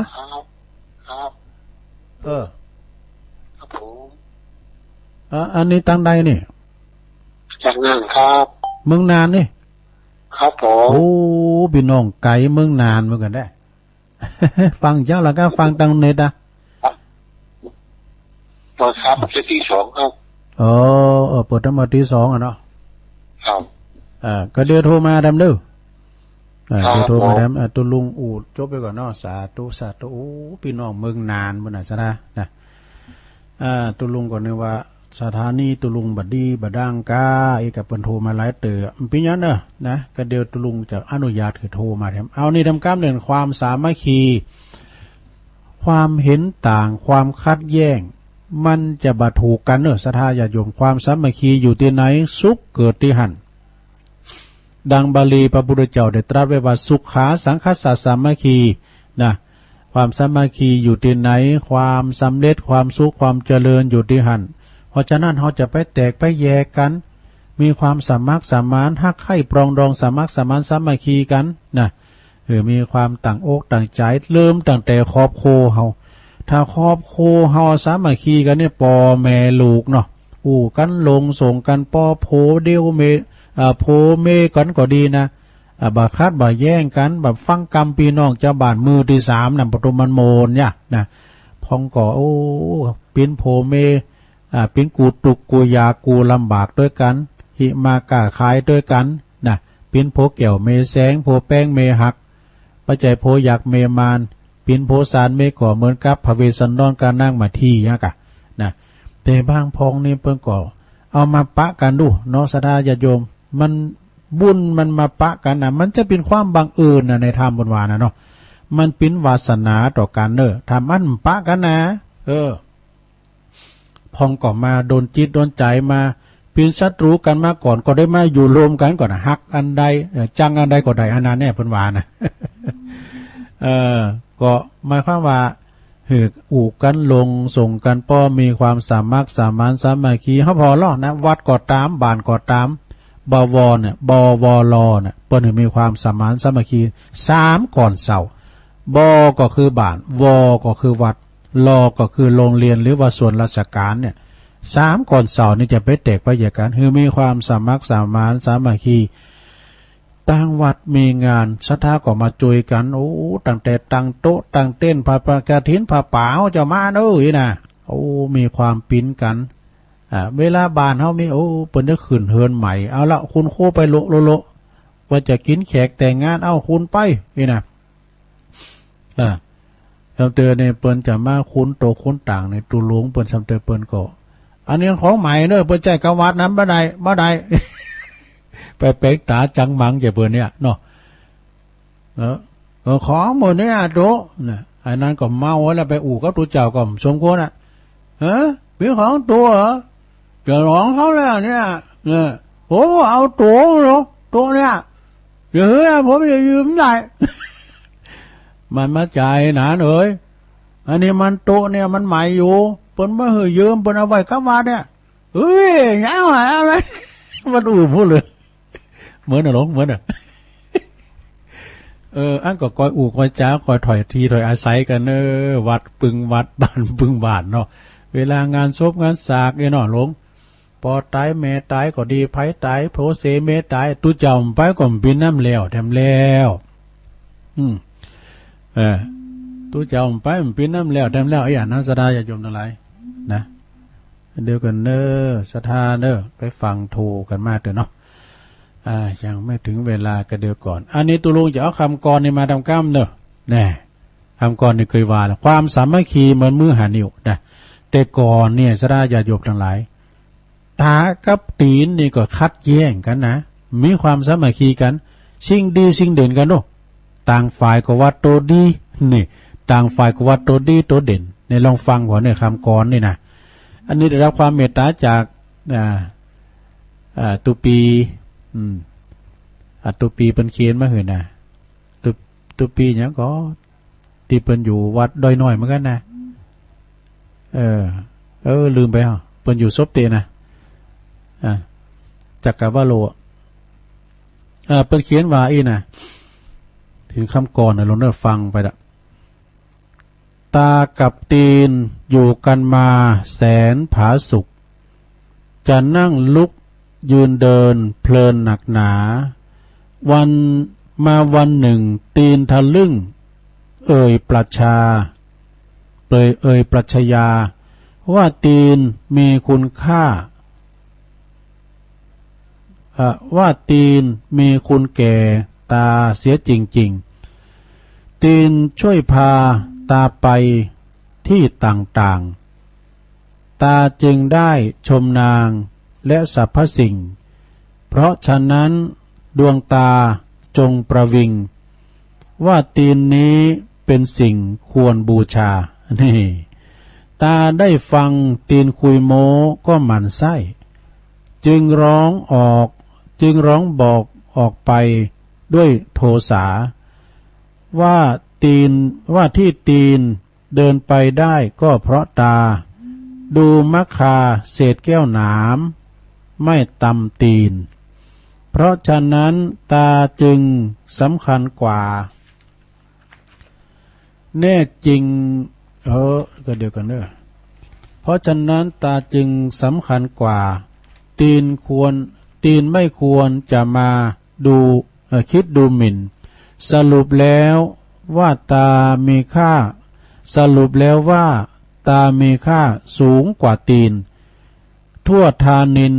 ตีนไปได้ก็เพราะตาตีนได้ฟังให้คงแค้นแสนจะโกรธเนี่ย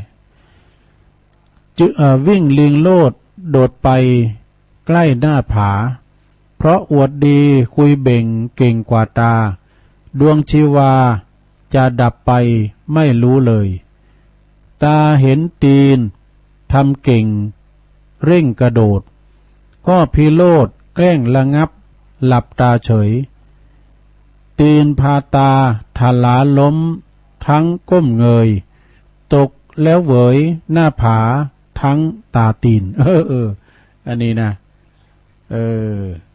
หมายความว่าชิงดีชิงเด่นกันน่ะเอาไปมาปินว่าตายเหตุตึงกู ตาก็รับแล้วก็ตีนก็เตียวไปที่หน้าผาเลยไปตกหน้าผาตายตึงตาตายตึงตีน อันนี้ก็เป็นกำเปรียบเปยนั่นเนอสถานเนอเปรียบเปยว่าคูณเฮาเนี่ยอยู่ที่ไหนก็ตามต้องมีความสามัคสมานสามัคคีกันเนอปินน้ำหนึ่งใจเดียวกันบ่าวาวัดบ่าวาบ้านบ่าวาโฮงเฮนปินการที่ว่ามีความรักใคร่ปลองดองซึ่งกันและกันยิงบัดเดี๋ยวนี้ซ้ำหายเนาะอยู่กับบ้านกับจองเนี่ยเฮาก็มีความสามัคสมานสามัคคีปินตีไว้เนอเจอใจกันบ่ไปมาหาสู่หาแวกันเตอนะเพราะว่าเฮาทั้งหลายเกิดพอว่าโรคภัยไข้เจ็บนี่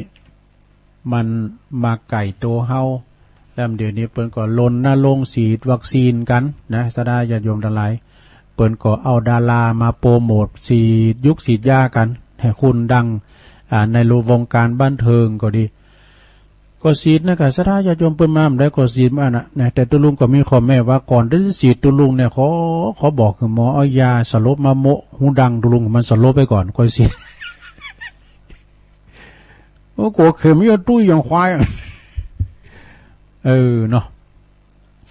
ก็เนี่ยอยู่กันอย่ามีความสุขกายสบายใจกันนะสดาญาติโยมทั้งหลายเปิ้นว่าสุขของฆราวาสคฤหัสถ์มี4อย่างเนอะคือว่าหนึ่งเนี่ยสุขเกิดจากการเฮามีทรัพย์นะทรัพย์ก็คือสมบัติพระสถานเฮาเนี่ยกะมีพออยู่พอกินกันไปสดาญาติโยมมีลูกมีหลานแล้วก็มีทรัพย์สินแล้วก็มีสมบัติมีมรดกตกทอดให้ลูกให้เต่าอันนี้มีความสุขของฆราวาสมี4อย่างสุขเกิดจากการมีทรัพย์นะ2สุขเกิดจากการจ่ายทรัพย์มาบริโภคนี่เงินคำกำเกี่ยวเฮามีเฮาก็จ่ายไปสดาญาติโยมนะเฮาก็จ่ายไปเอาโอ้ศรัทธา3สุขเกิดจากความตีเฮาปิ้นหนีโอ้มีหนีก็มีหน้าเนาะสุขเกิดจากความไม่เป็นหนี้ใครเนี่ยปิ้นหนีไผ4สุขเกิดจากการประกอบการงานที่ปราศจากโทษมีโทษภัยยังสักอย่างอันนี้ก็คือความสุขของฆราวาสญาติโยมเด้อสดาญาติโยมทั้งหลายตัวลุงเขาประกาศข่าวบริการสักเด็กสักน้อยก่อนเด้อสดาญาติโยมทั้งหลายเนาะข่าวบริการก็คือประกาศยกเลินไปนะยกเลิกในการออกเม่นพระราชทานเพลิงศพครูบาตื่อนะวัดห่วงเปาตัวลุงก็ได้รับว13คือโทรศัพท์จากเมตตาบารมีธรรมหลวงปู่พระครูวิมลจันทรังสีเจ้าคณะตำบลห่วงเปาวัดคำแมดเปิ้นโทรมาบอกตัวลุงตัวลุงเลื่อนไปก่อนเนอะเลื่อนไปก่อนกำหนดเดินนี่ก็31พฤษภาถึง5มิถุนาที่เปิ้นจะออกเม่นพระราชทานเพลิงศพนะครูบาตื่ออดีตเจ้าวาดวัดห่วงเปาตำบลห่วงเปาอำเภอจอมทองเลื่อนไปก่อนเนอะนะเปิ้นประชุมกันแล้วแต่ว่าอันนี้เลื่อนบ่ได้เพราะว่าเปิ้นจะประชุมเพลิงละอันนี้ก็คือ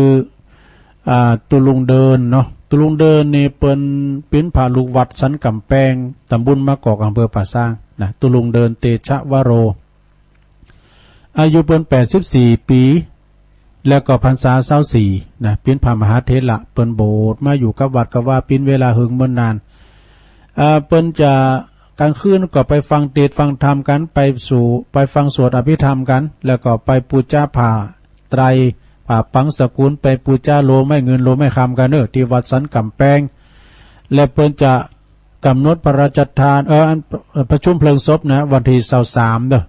2323 พฤษภาเนี่ยนะวันติดพอดีสถา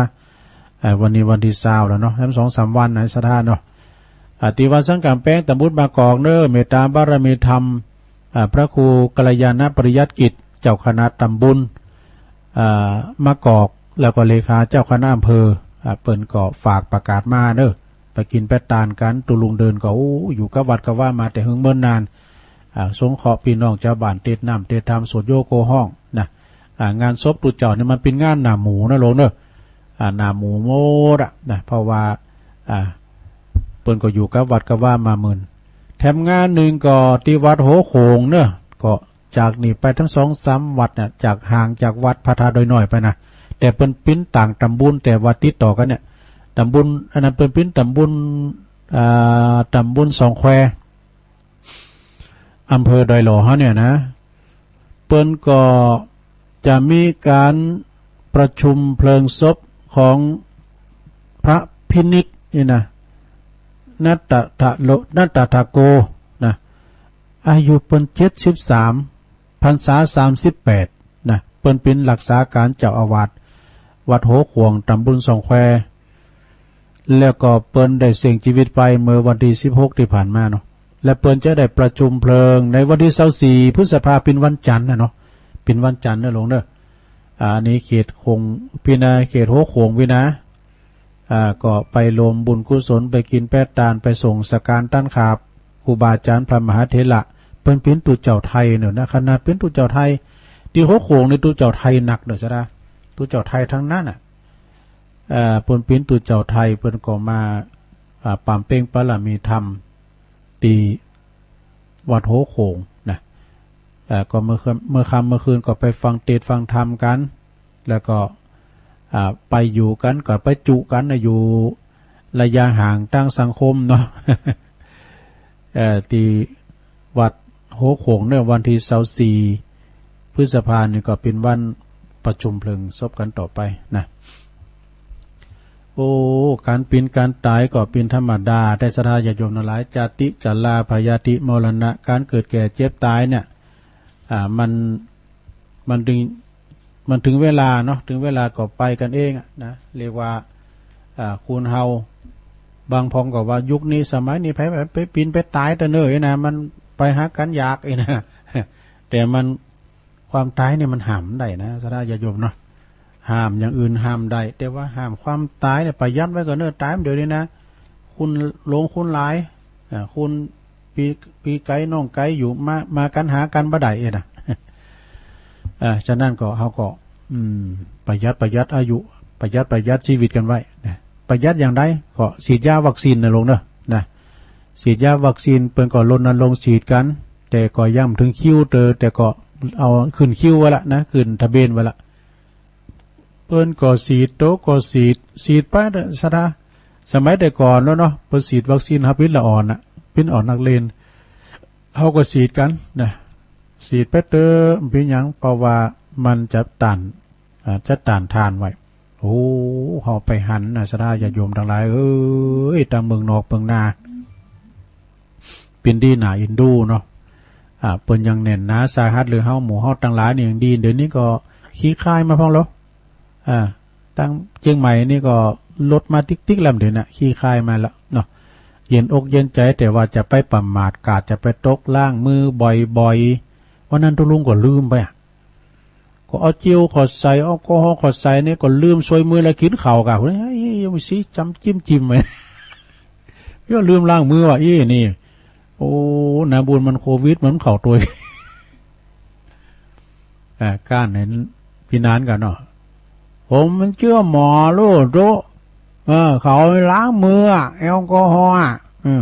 ผมมาร้องคอมัน ผมมาลงตั้งคอมันทูดทางออกหมดละ ผมฟังกับหมอนะ แต่กันเนาะ แต่พองดินพองบ่ถือสาเนอะแล้วก่อนแถมแรงบึดในตุลุงได้พักหน่อยซะได้เด้อ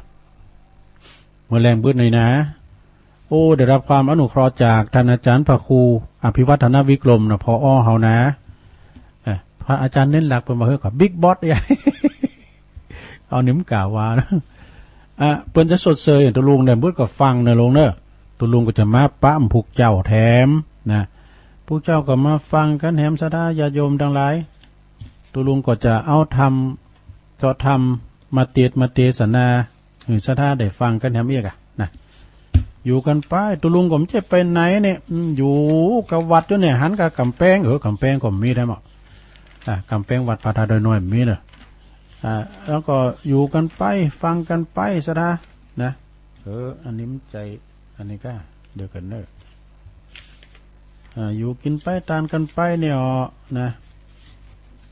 พี่ตุลุงก็งงเหมือนกันเนอะจะจดที่เปิ้นจะโทนี่กะ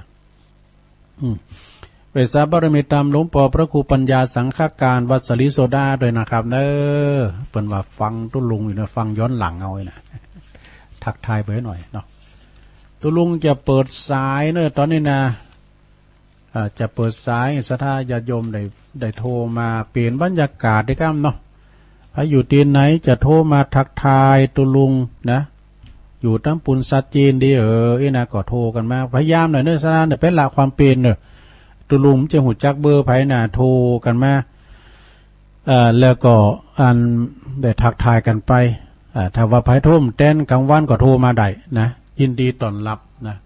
089-955-6506นะสายแหลกเจริญปอนเจ้าไว้ซะเจ้าสายเลขเหมือนเดิมขอยายกดคำเดียวได้กดจิ้วๆนะเจ้า26พฤษภาเอาพี่น้องญาติเปิ้นป้องพี่น้องทั้งหลายวันวิสาขะพอเลินออกไปเก่าเป็นเนินนาย12ตัวเจ้าไปลึกกันเนอถวายเข่าปั่น40เก่าเนินนายถวายพุทธตัทธาทั้งหลายใส่ควักถวายสัมพุทธเจ้านางสุสาดาก็ถวายเข่าพระพุทธเจ้า40เก่ากรรมมาถูกประยาใส่ถาทองคำถวายองค์ธรรมพระพุทธเจ้าไปลืมกันเด้อบ่มีแก่เท่าเข่า40เก่าใส่ควักบูชาถ้ามีน้ำอ้อยน้ำหึงและงาใส่ควักบูชาสวยกันเด้อเจ้าถ้าหากบ่มีก็เอาแต่เข่าปั่น40เก่าบูชาถวายที่บ้านก็ได้เอาโกเบอร์วัดว่าถวายที่บ้านถวายที่บ้านเจ้ากำยองวันละกำนะเจ้าวันนี้กำว่าโลนะเจ้าพ้นกันโลนะเจ้า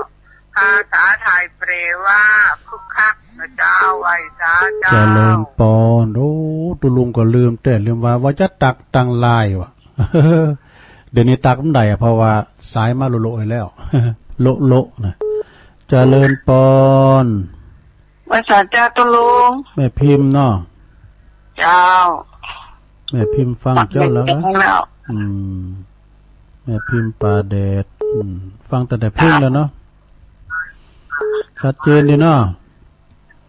เจ้าฟังแต่เสียงอยู่เน่ชัดเจนดีขอบคุณเจ้าสาธุเจ้าแม่พิมพ์ปลาแดดในเมืองบุญเนอร์สถานะสายต่อไปเจริญปอนภาษาเจ้าฟังเลิศแม่สมพัดเนาะเจ้าแม่สมผัดแม่ย่อยสันทรายเจ้าตามตลอดชัดเจนดีเจ้าดีกะ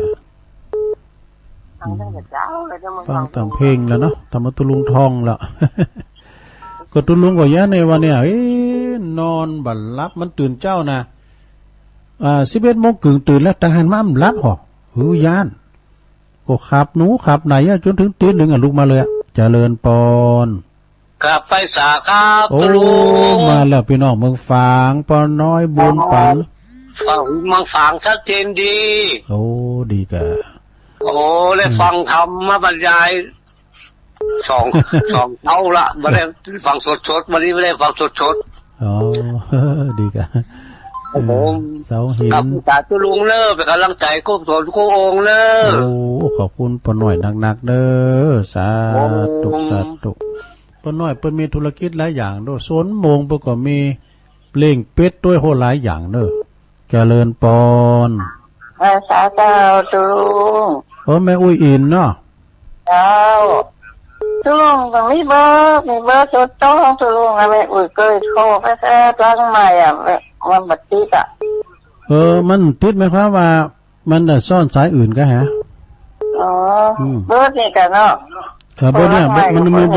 มีเบอร์เดียวเบอร์เดียวโทรมาได้มันไหวพักเจ้าจะละวันนี้ละเนาะตุลุงเนาะแม่นะพักเจ้าจะละวันนี้แหละเนาะเกี่ยวอันจะอันวันนั้นไปเฮือเปิ้นอันเหือนเก็บดอกไม้ย่าได้เหรอเก็บดอกไม้เป็นกำลังใจจากนี่เลยเปิ้นประกาศขอเก็บดอกไม้เก็บดอกไม้ฮักกิ่งโกลงมากิ่งกาลาจากต้นหล่นจากใบข้าขอจนไปนิพพานเสียตัวเจ้าอันนี้ตุลุงใดปุ่นอ่ะพอกำนันสินชัยปานน้อยบอกพี่น้องพาเงือบเจริญปอนจ้ากะว่าจ้าตุลุงน่าจุเกียศิลปพรสิเตี้ยนะฟังตุลุงต้องมาเพลงแม่ไหว้พระสั่งตัวจะเจ้านะเจ้าได้ฟังธรรมกับตุลุงแล้วนะจ๊ะเด้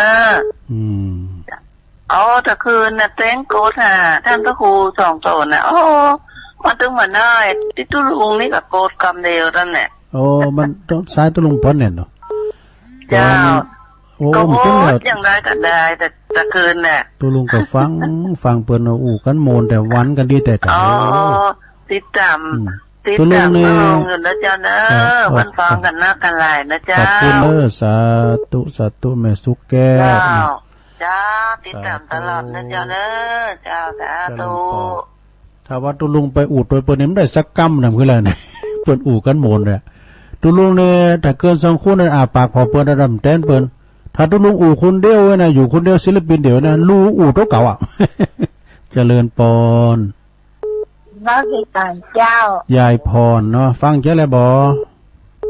ฟังแล้วเปิดเพลงนี่เจ้าดีกะยายพรร้องวัวแดงฟังเพลงนั่นล่ะฉันก็เป็นเชียงใหม่เปิดเพลงก็ฟังทั้งหมดตุลุงทองแล้วกะฟังเพลงจบวันนี้ก็อยู่บ้านน่ะเด้อไปเมื่อไหนอยู่บ้านฮะเนาะมันไม่ไปไหนอยู่บ้านฮะเนาะจะชีพริกแกชีพริกเหรอจะขายหมูกำหมูเป็นกำเว้ยว่าชัดๆกะจำไม่ได้เอาสเตนเลสหน่อยกะชัดๆหน่อย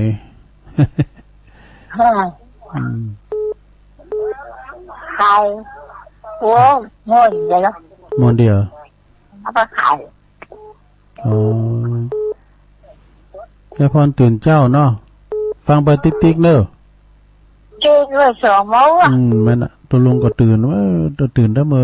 อตี1ก็ลุกมาละนั่นแหละนี่เปิดเพลงเปิดเพลงแยกวิเศษมาแล้วแม่นะยินดีเริ่มพูดโทรมาดำเด้อแรงเพิ่งก็โทรมาแถมไอ้จอน3 โมงก็มีมีกะท่านพระครูต้องออกแตนเนอะนี่มันออกแตนสาธุ0899555656เจริญปอนเช้ากับแม่สาเช้าทุลุงนี่อยู่ตั้งใดจ๊ะแม่คำต้นบันตะบนจะซ่อนอำเภอเมืองปานลำปางเจ้าแม่คำนวณเนี่ยเจ้าเหมือนลำลีโทเจ้าอยู่เมืองปานเนี่ยอยู่บ้านไหนเจ๊ซ่อนอยู่บ้านดินดำเจ้าตอนจะดินดำเจ้าบ้านดินดำตำบลเจซ่อนเจ้าอำเภอเมืองปานเจ้าเจ้าโทรไปจันมันโลตุลุงแต่ตุลุงก็เธอลืมเจ้ามันเหมือนโทนี่เหมือนลำไปเนาะ ไหนกะได้ยินอยู่ได้ยินโทรฮันคนอื่นก็ได้ยินอยู่นะแม่คำนวณคนตั้งกันนะแต่ว่าเป็นปากกาโทรจะได้หูเจ้าตำปูนกับฟังเตียนหานากาตีพระครูสุจินเนาะเมืองนานเนาะแล้วเมืองปานไปไหนได้ฟังครั้งคืนไหนทางแดนดินเห็นแล้วนะเจ้าแดนดินพบแพปูนกันได้เจ้าดีกะแม่คำนวณเป็นตัวแทนกันเนอะเจ้าเป็นตัวแทนเจ้าดีแล้วขอบคุณแม่คำนวณหลายๆเด้อเจ้าสาธุครับกับแม่สาเจ้าดินดำอำเภอเมืองปานบุญนะดูเมืองปานก็อำเภอแม่อันนี้กันนะเนาะแม่สายพินก็น่ะเจริญปอนไปครับลุงโอ้ปอบุญมีครับน้องมาเขารับแล้วปอบุญมีเมืองกลางมันนอนไม่เคยรับนะขึ้นแล้วนี่ก็น่ะมันรับเจ้านะมันเท่าแก่เป็นอย่างนี้นะกันเรียกว่าจะดูตื่น11 โมงครึ่งว่ะแต่หันมาก็มารับก่อนจะรับกับฟันมาย่านก็เริ่มรับเอาไว้ตั้งแต่รับปกติผ่านไปเลย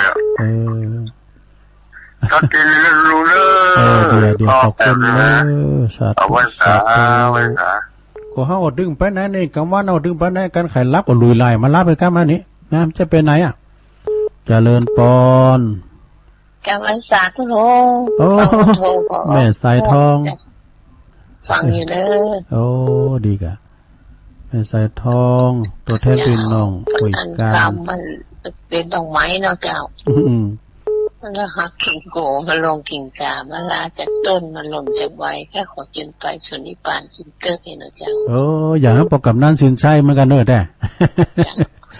ตุลุงก็จำว่าปกกับนั่นสินชัยน่ะปลาน้อยน่ะพี่น้องพาเงือเป็นบ่อเหินจำว่าเนอะตุลุงเอาเนี่ยเนอะตอนนั้นตุลุงบทใหม่ด้วยเขาจะตุลุงเนอะแกบอกกดยากขนาดนั้นไม่น้อยดูเอินไปทางพี่น้องกลุ่มมัดหอมด้วยเนอะเมสีเขาป่วยการเจริญปอนกับไว้สาครับน้องเบี้ยวครับผมเดี๋ยวเตรียมตัวแล้วไปกาดแล้วน้องเบี้ยวนักร้องนักข่าวมาแล้ววันนี้ไปชัดเจนดีเนาะโทรหาตัวลุง70,000เนาะไม่พิมพ์หยังก่อฟังชัดเจนดีนะสบายดีเนาะตัวลุงเนาะตามมาตรภาพนะเนาะครับอยู่กับรายการไปมันเมินเนอร์ทุกลงอยู่กับเพลงเนอร์ขอบคุณน้องบิวหลายๆเนอร์กับไว้สาคือกำลังใจครับลุงวัดเขาจะเว้ยเนอร์น้องบิวเพื่อจะแวะกาดนะลุงวัดเจริญปอนแต่ได้จัดเจ้ากันหนูอันนี้แม่ซีทอนกันนี่เจ้าน้องบัวชัยปราการเนาะน้องบัวชัยปราการตอนนี้กล่องกันแล้วนี่นะมาแต่มาบ้านพี่กะได้ยินขึ้นเลยนี่พระครูเพิ่นว่าแสดงความเสียใจเจ้าแม่หนีละแม่ตายไปเลยเขาแสดงความเสียใจตัวเนอะเป็นยังไงอายุเป็นตาฮืออายุเป็นตาใด94เจ้าบนสมควรแก่ว่าในสิ่งอายุใครได้กันเนี่ย94กันนะดูเพิ่นไปดีแล้วเนอะทำบุญกับเพิ่นให้เนอะส่งสการตั้งใจดีละเพิ่นไปดีละขอบคุณแม่สีทอนเนอะแสดงความเสียใจโดยอันนี้แม่เพิ่นเสียไปแล้วอยู่แม่คองในนั่นน่ะแม่คองตำบลแม่กาสันป่าตองนี่นะและเพิ่นไปตั้งหลักปักฐานอยู่เนี่ยก็น้องบัวชัยปราการนี่ไงเจริญปอนเจ้าทุลุงเจ้าโยมพิสมัยกะเจ้าดอนตันมาเตื้องกับบาละออกมาทักทายทุลุง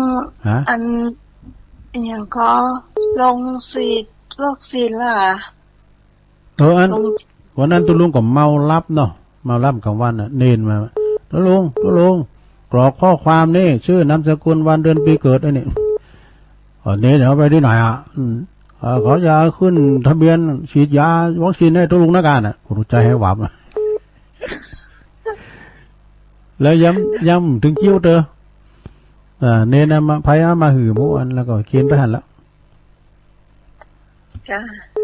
แต่ว่าอสมเปิ้นมาบ้านน้องก็คือกูถามว่าวัคซีนมันมีแค่2 อันเองเนาะ2 ชื่อเอง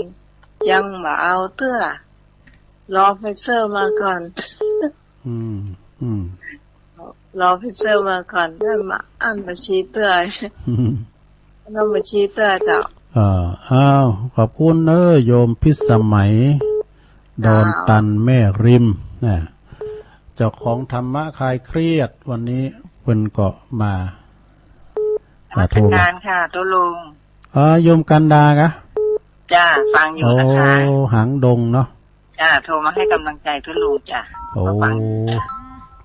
ขอบคุณหลายๆค่ะนมัสการค่ะ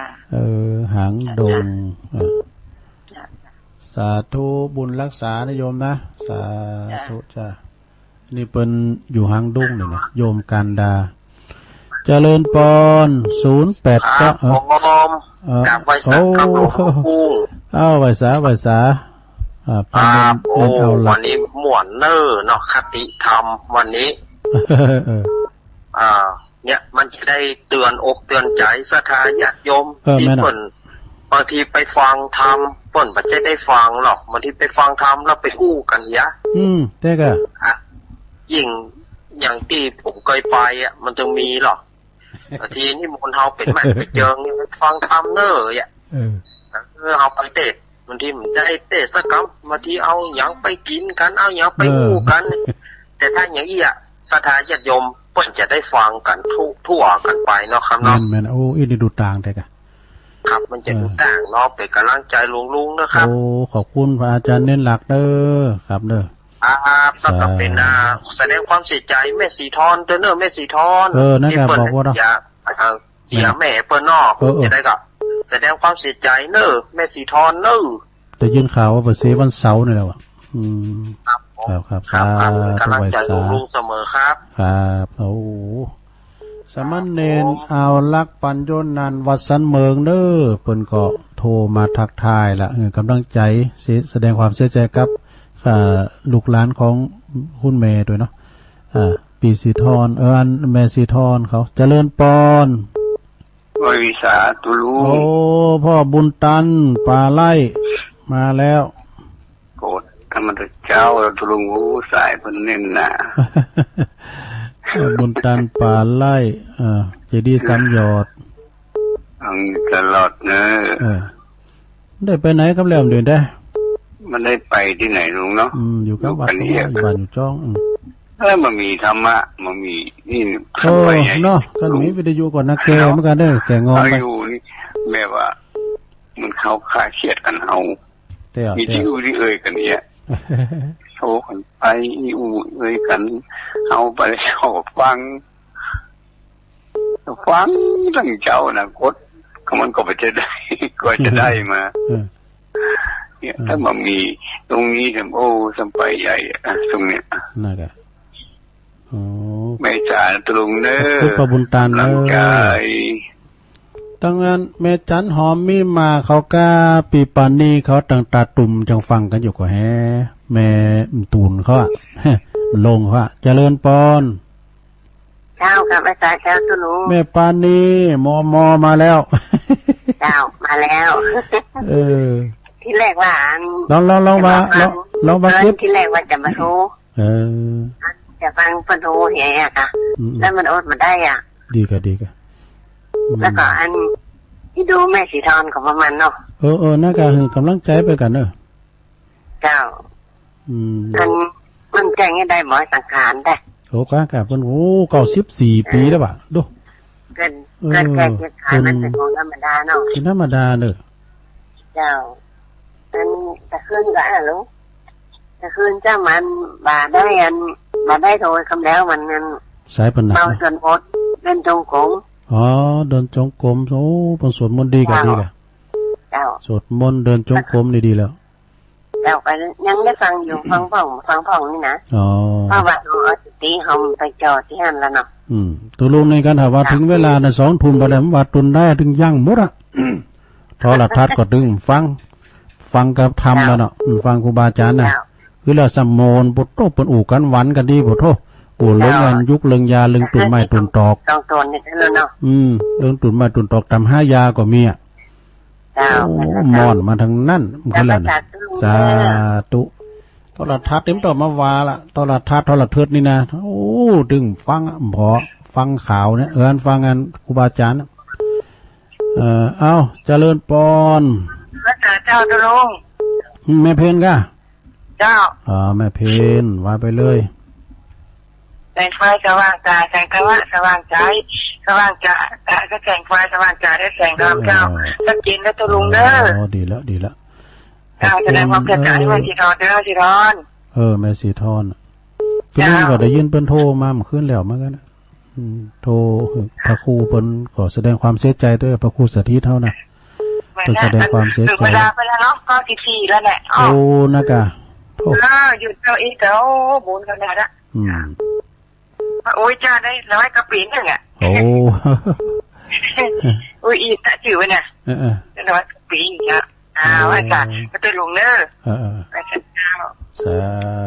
สาธุ0899555656โอ้เวลาตุลุงเหลือหลายอยู่เนอะโทรก็เข้ามาต้องเกรงใจนะลงเด้อมาเถอะนะเจริญปอนตอนนั้นอยู่ไหนนั่นครับเมืองนั้นเจ้าน่ะเนาะครับปอมยังก่อตอนนั้นยังโอ้สบายมากครับม่วนมีประโยชน์มีประโยชน์ทางงานเลยครับตอนนั้นเนาะปอยังครับปออยู่จังหวัดนานเนาะอยู่จังหวัดนานปอมยังก่อเจริญปอนเด้อสาธุฟังโมนก็ฟังไปติ๊กเด้อปอนเดิมพวกเจ้าก็มาอยู่นะปออยู่เมืองนานบุญนะอยู่เมืองนานเจริญปอนเสียได้แต่กรรมเจ้าวัดตักตังลายว่าลืมไปพวกเจ้ากันเนอะบอกติ๊กเวลานี้เจริญปอนข้าพเจ้าแม่กันทันนี่แม่ฟองคำทิพย์เจ้าสมาเด้อตักทิพย์แม่ฟองคำฟังตลอดนะเจ้าได้ตั้งแต่ฟังกันดาดเนาะบุญทอนทำลำอันอุ้ยปอกอุ้ยหนานเนาะทำตัวอุ้ยเนาะตัวอุ้ยเจ้าม่วนแล้วก็ตัวหน้านึกครับสุเพชรเจ้าข้าพเจ้าฟังกันหลายเจ้าขอบคุณเนอะเจ้าตาไผ่บ่อทองแม่ฟองคำติ๊บแก้วนี่ก็เป็นเครือเดียวลูกหลานของตุอุ้ยนะแม่สมพัฒน์เขาเนี่ยเจริญปอนเจ้ากับไม่สาเจ้าตุลุงอันนี้แม่สายพินนะเจ้าฟังกับเจ้าทำมีพระสงฆ์องค์เจ้าจะง้อมมันจะจิตเขาแรงแต่ล้อฟังทานพระครูกันระยะนะป้าหมดกับผ่านพระครูสถิตว่าอันเขานี่โดนสะพัดซุยแบบว่าจะได้ซุยแต่เป็นหวันแต่นะเขาฟังเป็นในมนแต่อุปนิสัยมันก็ง่อมแต่แต่ก็เกิดแต่ที่ไม่สีทอนด้วยนะเจ้าเนาะหน่อยเหรอเจ้าต่อวันนั้นนะเจ้าเนาะเจ้ากำจ่อยกำซอเก็บมาก่อนใกล้เป็นของเก่าเกลือโบราณอู้ฮือเปิ่นฮักอยากรักจักหวังอู้ฮือเปิ่นจังกำเดี๋ยวก็ได้เจ้าทักส่วนครัวจะอยู่ในมุ้งเสียดบุ้งมามีไผ่หาบคนตีจิตใจเป็นบาปมันจะเจริญรุ่งเรืองคนทั่วเมืองหูติดตาติดเป็นหน้าดีคิดเหมือนกันพิกเดบอกเพชรพี่น้องคนฟังเฮ็ดยังออกตามตาลาดจ้างมาบ่ได้ยากการคนพิการบ่ได้ลำบากคนที่พอเฝ้าทุกยากเป็นค่าถึงวันฟ้าฝนสมัยนี้บัดตกต้องตามฤดูกาล ลูกศิษย์กับอาจารย์เขารักเท่ากันหลายกูเสือลายจะพาก้อนนอนบ้านเป็นโมคนพิษจะอยู่เหนือกฎหมายวันหลังมาแต่งลายจะขึ้นก้างจ้างเล่นกีฬาเหมือนกันปูป่าติดคุกติดขังก้อนออกจากทำมาฝากคนตุกคนผ่านเขาจะร่ำรวยมากๆคนที่ขายหวยในตาเขาจะใจจะไปงัวควายจะใจขี่รถคนหลายคนก็จะมีชื่อมีเสียงเปิ้นว่าเราจะเปลืองเรือเขาซุกตึงถูกคนตุกคนจะคนเท่าจะตุกจะผ่านก็ย้อนเลี้ยงหลานเลี้ยงลูกพระพูดกายถูกเอาไว้นอนนายเปิ้นว่าอาจารย์กินเหล้าตุเจ้าจะเอาเมียหลายสายพินจะมาขายายตีเปิ่นทักทายหลายอย่างจ้าว่าเอกนาตะหลวงนะโอ้ยินดีแม่สายพินหลายๆเนอะจ้าต้นมาไปต่อนะเจ้านะเอามาเป็นตอนเนี่ยกันเนาะเจ้าเก่งใจโมที่เปิ่นสายเปิ่นจะเข้าเจ้าจะดังฟังจากที่ตะหลวงนะเจ้าสาธุเมืองปานปนเนอร์นี่นะขอบคุณแม่สายพินกาลยาตุงสารเมืองปานพุ่นผู้แต่ของปนันสุนทรบุญยสิงห์ตัวเนอะเอามาอู่เนาะน้องสลีกโทรกันเข้ามา0899556506แม่สีเขาแล้วเนี่ยแม่สีเปิ้นอยู่ตุ่นผึ่งพุ่นนะสลับปีแม่บุญศรีสร้างเลงด้วยเนาะดักวินามเดี๋ยวเจริญปอนไหว้ตาเจ้าเด็กหญิงอ้วนมาแล้วเด็กหญิงอ้วนว่าผู้ชมอ้วนได้ไม่ใส่ตีนเนาะได้กะลองเอาสักบทเหรอแม่อ้วนเอาที่ไหนมาเอาเป็นชี้เป็นยังโซมาได้มันพรสวรรค์ไพมันได้เจ้าได้กะพรสวรรค์ไพมันเด็ดไม่แต่ว่าเพิ่นจะมาเต้นละอันแรงเบิ่นกะท่านพระครูจะเต้นกะวันนี้มันใจเปิ้นว่ามันแรงเบิ่นบ่าย 3พุ่นน่ะไม่เจ้านี่ใส่เปิ้นจะมาสดเสยตัวลุงเต้นเปิ้น2แรงอ่ะเพิ่นจะเต้นตัวลุงเบิดผู้ก่อเน้นหลักผู้ก่อสามเณรเอาหลักกะเพิ่นจะมาอู่เริงวันวิสาขบูชากาพระเมนเอาหลักเขานะเจ้าคืออะไรไปกดเต้นนะท่านอาจารย์มาตีแต่ก็นั่นน่ะโอ้แต่กะโทษคนเดี๋ยวยืนเจโต้งหาอยู่นะจ้าพยายามไปละความเป็นมันยังไงจำสาธุยายอ้วนเนออันนี้นะปุตโตอันนี้ก็ใจเกินร้อยเจริญปอนไหว้ซะเจ้าแม่อยู่ทางใดอยู่ไหนแม่บุญเมืองเลยกันโอ้เนี่ยนี่ก็โทรมาพ้องโต้งหาอยู่นี่สักวันเกิดแต่ไม่เอาเฮือนนะแม่บุญเมืองเนี่ยแม่บุญอายุ83เลย83มาแอวเจอกันมาก็ยายเกิดมาวันใดก็บอกคือยายเนอะแต่ถึงเก็บดอกแก้ไปดอกแก้ไปเลิกดอกแก้ขาวนะดอกแก้ขาวในลำกับปดโถคือทอดไปช่วยงานวัดอันตุนแก้วอ่ะอีกเก้เนี่ยลูกเจ้าเนี่ยบทพญาเจ้าเมืองเขาเสียหน้ามาเขามาเก็บหมดลงเมืองเงินฟังเจ้าแล้วกะฟังแต่เมื่ออันนี้เปิดใหม่อ่ะโอ้ยตื่นเจ้าเฮ็ดแต้เนาะ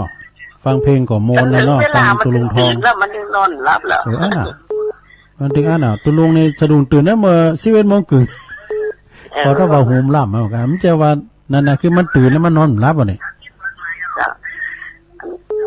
ตุลุงก็โดนเนาะไข่หอมเป็นอันหนับมุงศาลาวิหารน่ะยายก็จังอันกดไปทางใดกันอันตุลุงมาแอวก็เย็นดียายจะได้หอมไปได้ก็ว่ากันเนาะแม่บุญเมืองห้องหาตุปีมีเขาเนาะตุปีมีเขาตุปีเดช ตัวพิเดชเขาขอบคุณลงเมืองเลยมาวันใดก็ขอ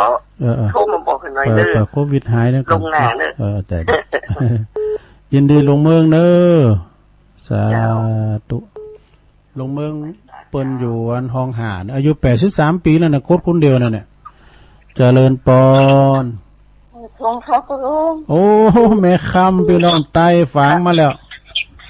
ฟังแต่ยาวแล้วเด้อขนมก่อนฝากความขัดตึงหาไปทางแม่อามก็โดยบ้านนั้นพุ่นน่ะปางปอยเนาะแล้วมันไก่กันอยู่ต้นอยู่ไก่กันหากะจะคนละเพิกคนนั้นนี่ละเขาอยู่ลายพุ่นบอกแม่อามขอโทษมาฟังกะแม่จงดีเขาแม่จงดีนี่เป็นส่งไล่มาส่งเฟซส่งไล่มาแม่อามนี่ไก่อยู่ทวารวันจันทร์ก็ฟังตูปีโอกันเนอะปีโออ่ะเปิ้นก็อยู่วัดเชตวันใหม่เชตวันโทรไปหาเปิ้นพร้อมกันเนอะ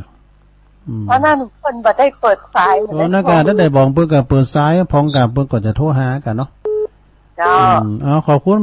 แม่คำเด้อพอดีเวลาจะลงรถขอบคุณโอ้บุญมากยุนอ้ามสายสายสุดท้ายทางคมมันสั่งสั่นแล้วฮ่านลุงทอนได้ยินกะลุงทอนนะโหลแม่นะกะลุงทอนติดแล้วนะลุงทอนโหลลุงทอนติดแล้วนะติดแล้วลุงทอนว่าลุงทอนได้ยินเหรอได้ยินติดแล้วนะลุงทอนแน่ลุงทอนจบข่าวก็อย่าคุณนึงรับคุณนึงฝันนี่ดูโอ้เพลงจันโมนเนี่ยคนนอกสังคมอ่ะติดแล้วนะกัดติดแล้วเอาเลยเอาเลยให้หน่อยเอาให้หมดเอาเลยสังคมวันสั่นแล้วนี่ยิ่งจนยิ่งจันเส้นดีอยู่โลกนี้ไม่มีแน่นอนอีวายเอาน้ำลูกทองไปก่อนตามลงตรงไหนพักผ่อนฉันจรมาจากแดนไกลอันนี้ก็จะลุงว่าครับลุงครับขอบคุณลุงทอนเนอะทอหายหนาไปหลายวันนี่จบไปตุลุงทอนนี่กันเดิมพูกน้อยเต้นก็โทรมาทำหมายเดิมเดี๋ยวนี้มันเวลาตุลุงจบพอดีอ่ะนะเดี๋ยวก็โทรมาลังไม้ก็ได้เนอะขอสุมากับอันโยมได้โทรมาเดี๋ยวนี้นะเนาะพอเวลาตุลุงจบพอดีก็เดี๋ยวก็จะได้ฟังท่านพระครูต่อขอโทนสายยายน้อยกาดนัดบันดอนลงนะศีลหนานี้วันวิสาขบูชาเนอสายที่2ก็แม่พิมพ์ป่าแดดสายที่3ก็แม่สมผัดแม่ย่อยสันทรายสายที่4ก็ป้าน้อยบุญปันมาโนครเสาหินฟางเนอสายที่5ก็แม่อุ้ยอินแม่สาบเสมิงสายที่6ก็แม่สุแก้วศรีลาพรศรีเตบานหงสายที่7ก็ยายพรล่องวัวแดงสันกำแพงเชียงใหม่สายที่8ก็แม่คำนวลบ้านดินดำเมืองปานบนเด้ออำเภอเมืองปานสายที่9ก็ปอบุญมีเมืองกลางอำเภอจอมทองสายที่10ก็แม่สายทองธัญญาแก้วตัวแทนพี่น้องหอยการบ้านห้องสายที่11น้องเบี่ยวในเมืองเด้อสายที่12ก็แม่สีทองหนองบัวใจประการนะฮะแล้วก็สายที่13ก็โยมพิสมัยดอนตันแม่ริมเด้อสายที่14ก็โยมการดาจากหางดงให้กำลังใจตุลุงสายที่15ก็สมณเณรเอาลักปัญโยนานเนอสรุปธรรมตัวแล้วก็สายที่16ก็พ่อบุญตันป่าไร่เจดีย์3ยอดอำเภอป่าซางสายที่17ก็แม่ปราณีมอแม่เมาขี้เล็กแม่เมืองฝางบนเด้อสายที่18ก็แม่เพนขาวเตี้ยจากตาจ้างเวงหนองล่องสายที่19ก็อีปอที่อยู่เมืองนานบุญนะเปิ้นฟังสายที่20ก็แม่ฟองคำติ๊บแก้วจากป่าไผ่บ่อท้องดอยสะเก็ด สายที่21ก็แม่สายพินกัลยานะทุ่งซ่านเมืองปานเปิ้นมาจ่อยมาซอเนาะสายที่22แม่อวนกิติลังกาอันนี้ก็ดอยหล่อเฮาเนี่ยนะสันขวางสายที่23ก็แม่บุญเมืองบ้านห้องหาดตำบลตาตุมอายุ83ปล่อยโควิดหายจะไปเอาหาเนอะสายที่24ก็แม่คำพี่น้องไตจากเมืองฝางใหม่สุงคาสายที่22นักร้องเก่าลุงทอนคนนอกสังคมนี่เพื่อนห้องเพลงนะโมนแหละขอบคุณกูเสงกูสายเนอสะท่ามพวกเจ้าฟังกันแท้ใหม่แรงบุญฟังท่านพระครูเนออภิวัฒนาวิกรมเพื่อจะสดเสยตุลุงนะพวกก็ฟังสมณเณรเอาหลักปัญญนันตุลุงจะเลิศน้ำซองเจ้าวันเสาร์วันศุกร์กับวันเสาร์นะพวกก็มาปากันอยู่นำรายการจากลาไปก่อนขอบคุณวิทยุกูซองโดยขอบคุณสถานต่างหลายโดยแล้วก็วันนี้ตุลุงอูพิษอูถูกได้หับสายไพ่ก็ดีขอสุมาโดยเนอผู้กดตั้งใจทำใหม่ไปละความปีนกันเนาะอยู่ดีมีสุขเนอจัตตาโลธรรมาวัฏฏันติ